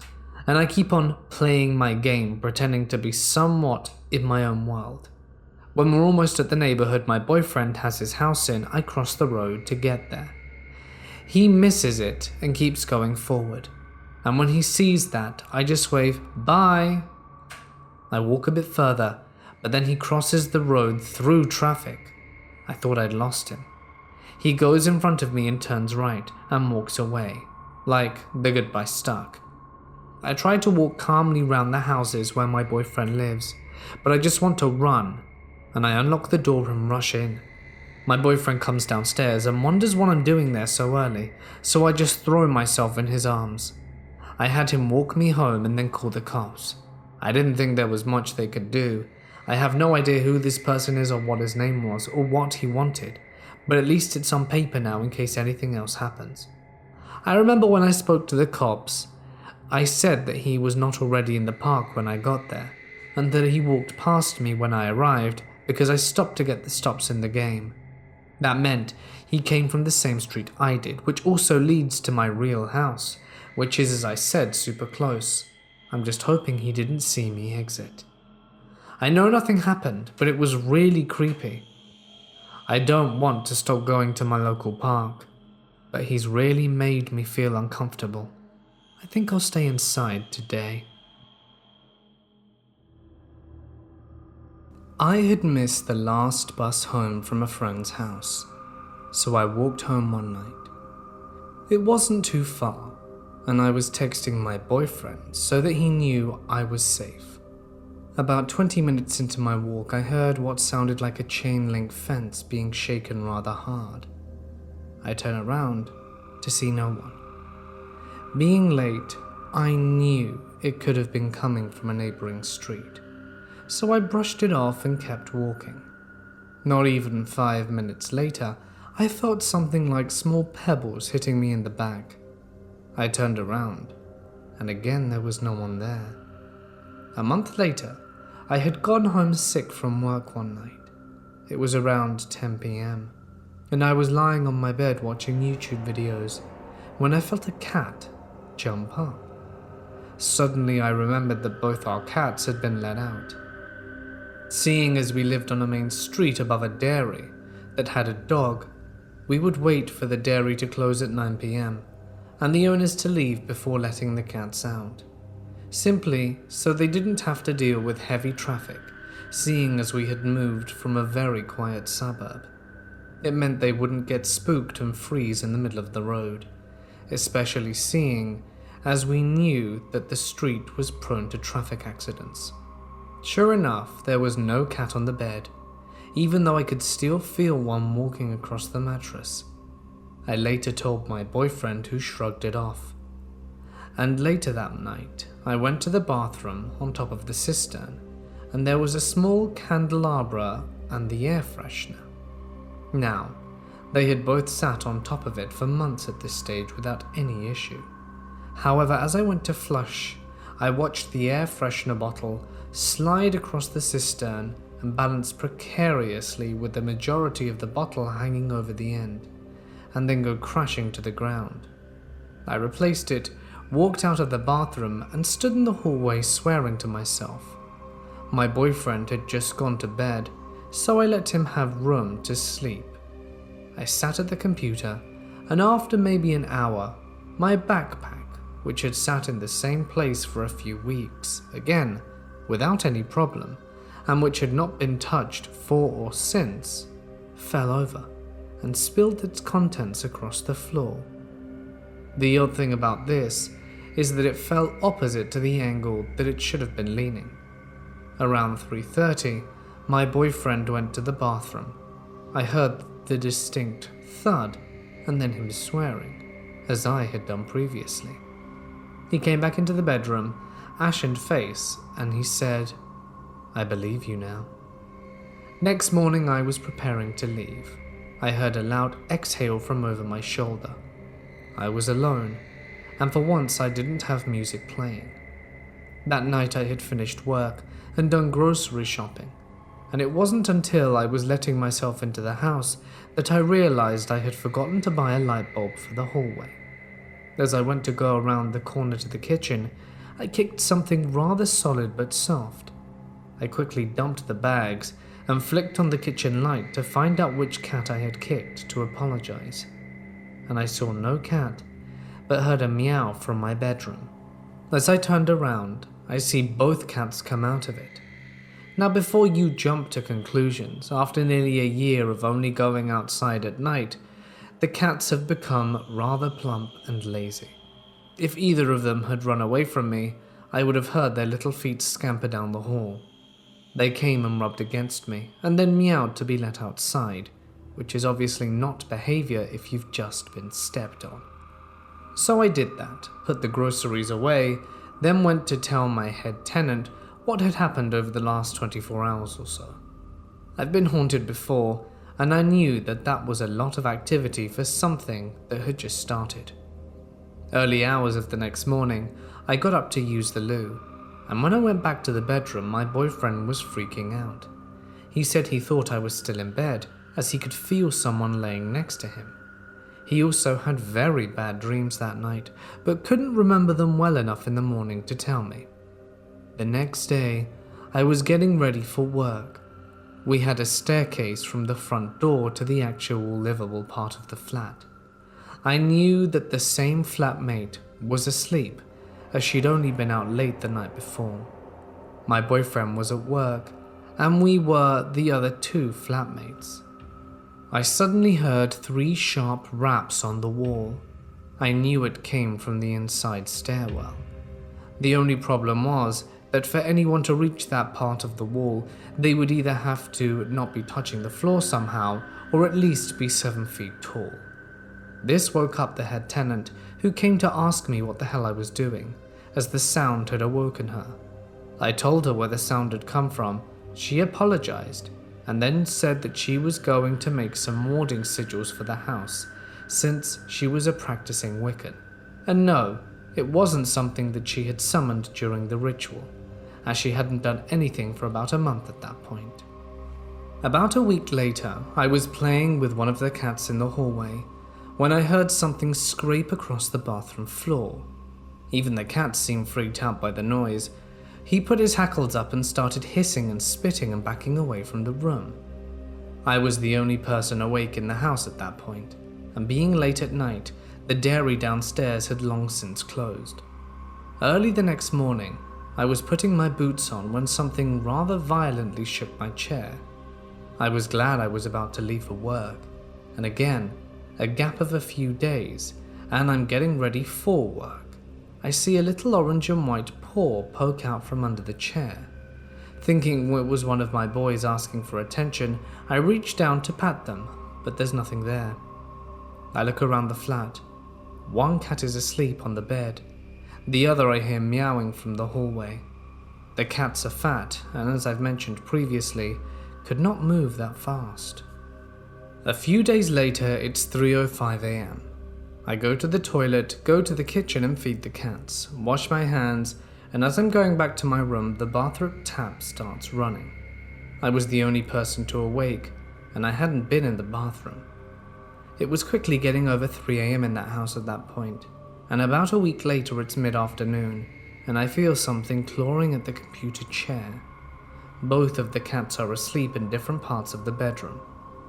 A few weeks managed to pass with no noticeable activity, but then one day I had decided to do some baking and clean the communal areas of the house.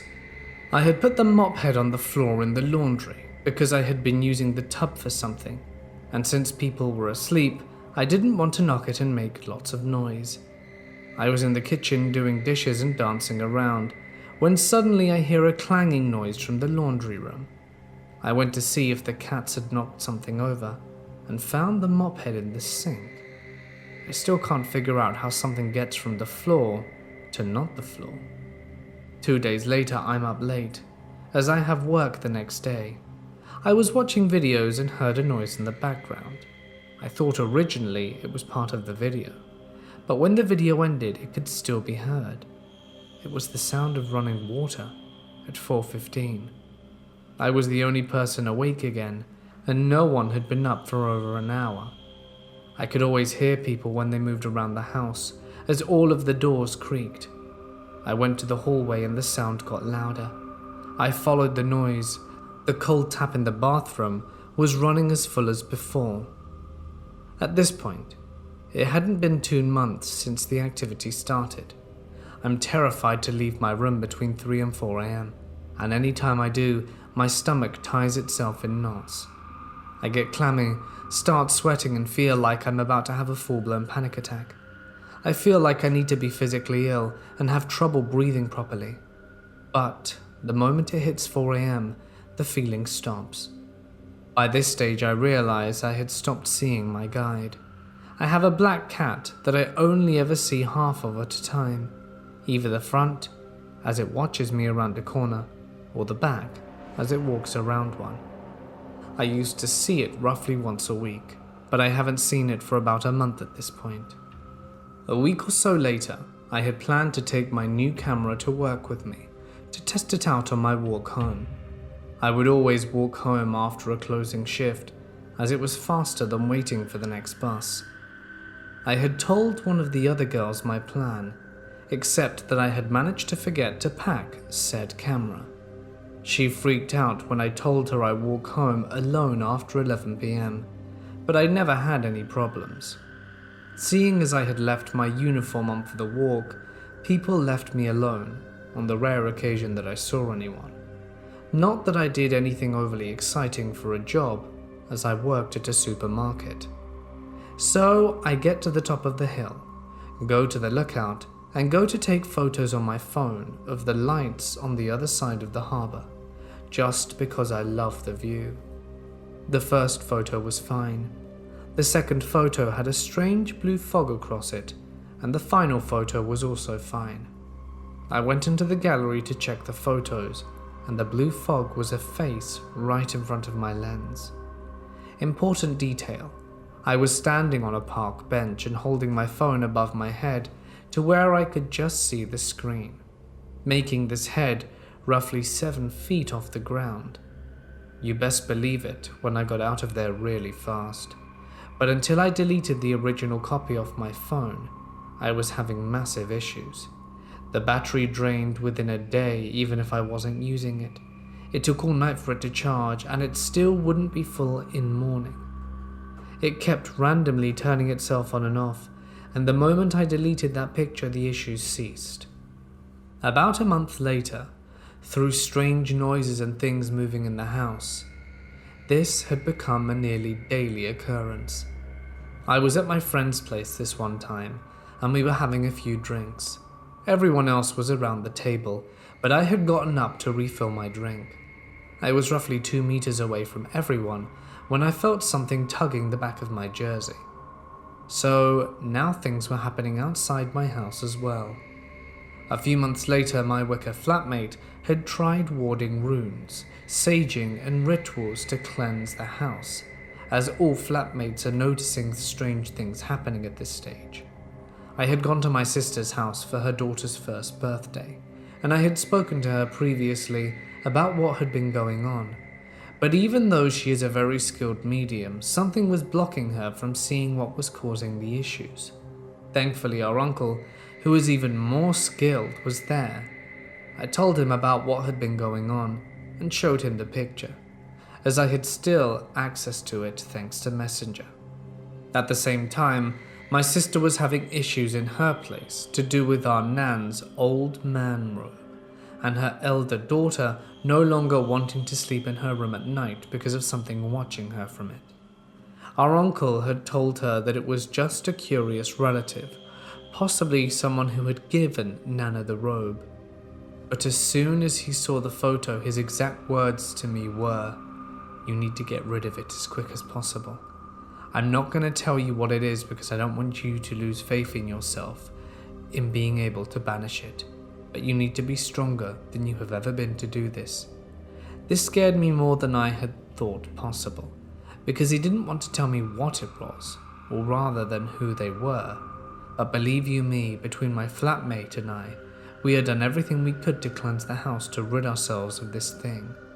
Finally, a month later, after plenty more activity in the house, hearing my name whispered in my ear at work, and hearing a child's laughter when I was alone, having electronics stop working on me, including tills and EFT POS machines at work, I somehow got rid of it.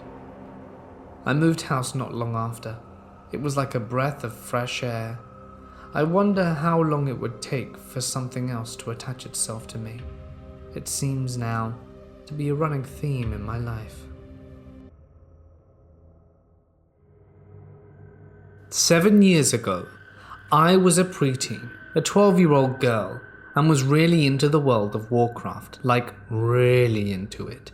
I would wake up at 4 a.m. and play until I had school, and then play until I had to sleep. During summer break, I would play all day every day. So when I was 13, I joined a guild that seemed to have a lot of chill people, just into achievement hunting, pug runs, and would help with quests for the lower levels.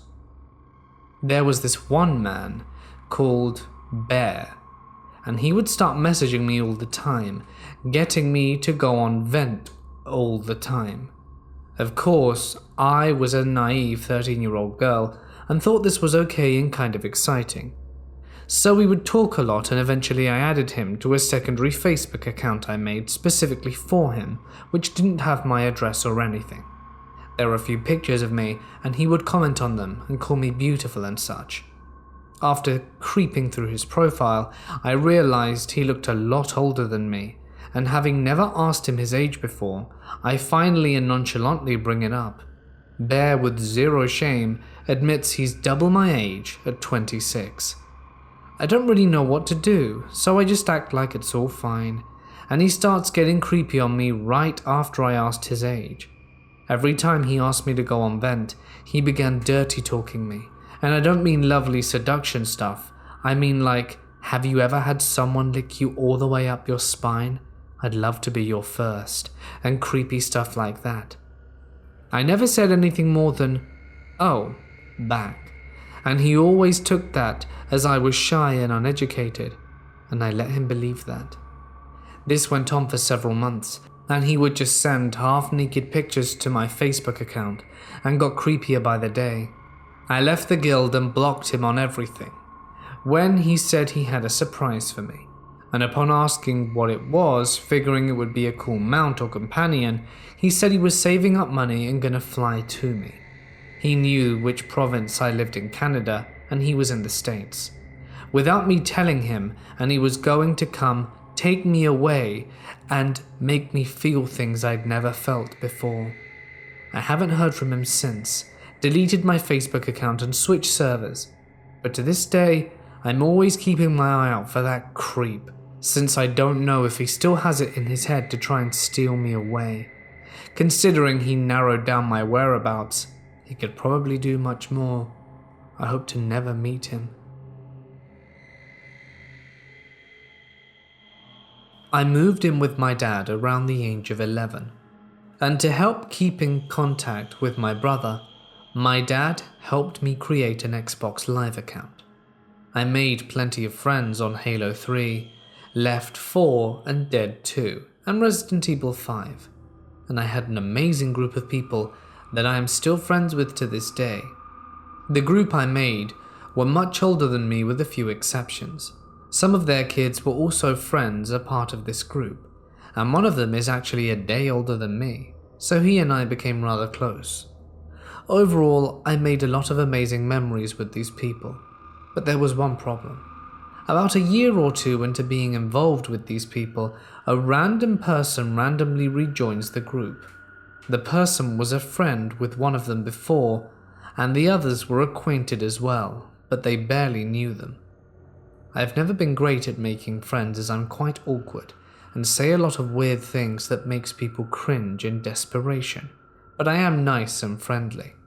I added this mysterious person, but I was rather distant as they didn't have a mic, and this person was also pretending to be a woman.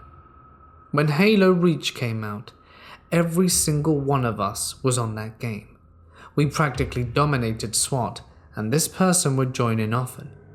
Communication was obviously limited because they lacked a mic, but it made it easier for them to pretend to be female.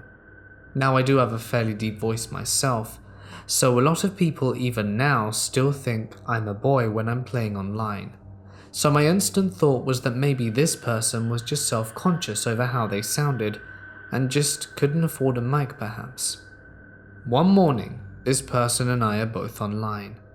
Everyone else was either still sleeping or at work, and it was a weekday. This person and I began messaging each other back and forth. It was pleasant conversation at first, which then turned dark. Mind you, this person was well aware that I was young and inexperienced in life. They began sending me sexually explicit messages, asking them to show me my 13-year-old breasts. At that moment I blocked the person. My buddy, who introduced me to the group and is well into his 30s, gets online and I tell him everything. It's obviously a little odd for such a young person to be friends with several people a few decades older than themselves, but they all treated me like a little sister, and this became evident when I told my friends what happened. He immediately got defensive and starts messaging the mysterious man that was no longer allowed to join our group, as what he did was disgusting. As everyone in our group began signing on and joining the conversation, we put the pieces together and realized that number 1, this person was a creep, 2, a liar, and 3, a man. They lied about not having a mic, and was caught with a mic at a few points during their time with the group. The person speaking was apparently male, and then lied about it, saying that the person speaking was her brother. There was plenty of other proof people offered up, but that one was one of the main ones I remember. In September of 2018, I met this guy, Andrew, through a mutual friend on her birthday. Andrew had taken an interest in me immediately, but I was kind of clueless until several of my friends said so. He began texting me a lot, and we were eventually starting to hanging out on our own. A few weeks passed by, and we started dating, and that's when things get weird. Whenever I would hang out with my friends, he'd get passive-aggressive about me not spending time with him instead. One weekend, I had seen him almost every day that week, and on Friday morning we had plans to hang out as well, but I was feeling sick, so cancelled. Later that night I had a Halloween party and was feeling better, so opted to go. He got annoyed at me, saying I never wanted to spend any time with him and whatnot. Other weird things were happening, but in the end I told him I wanted to end things via text. He didn't take it well. He constantly would messaging me asking if we could meet up in person to talk, at the park, no less, and I kept saying I thought it would be best that we didn't. Then he asked my friends for my class schedule, as I was in a junior college. They obviously didn't give it to him because they knew that he was weird and of everything that was going on. I had to skip one of my classes the next day to make my schedule for the next semester, and when I got home, my friend had told me he went to that same class. My friend didn't give him my schedule. He had went on the website where we make schedules, looked up the classes that he remembered me mentioning I was taking, and went to that classroom to basically force me into talking to him. I've never been so grateful to have skipped a class. Even after that, he still tried talking to me until I eventually blocked him on everything. You're a character, Andrew, but you scared me, so let's not meet again. I was walking to the store at about 10 p.m. I left my house to walk onto the empty sidewalk, and I hardly saw any cars in the street. As I was walking up ahead, I saw a car with headlights on, but I didn't see anyone in or around it. The door to the driver and passenger seats were open. I noped out and decided I wanted to take the shortcut instead, which was to hop over this alley wall instead to get there faster. I didn't want to walk on the same street as the ghost car, so I jumped over the wall via these pile of bricks, and I find myself at the back of this building leading to the parking lot. I walk over to the side of the building to head over to the store where I'm planning to buy some snacks.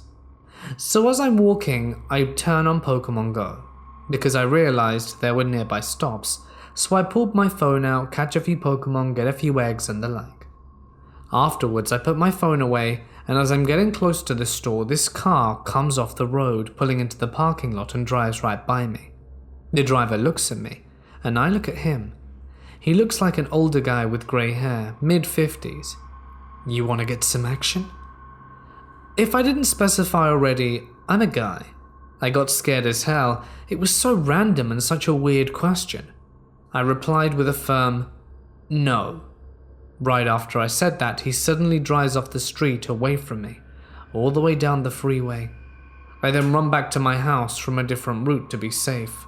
That was one of the weirdest, strangest, and creepiest encounters I've had to date.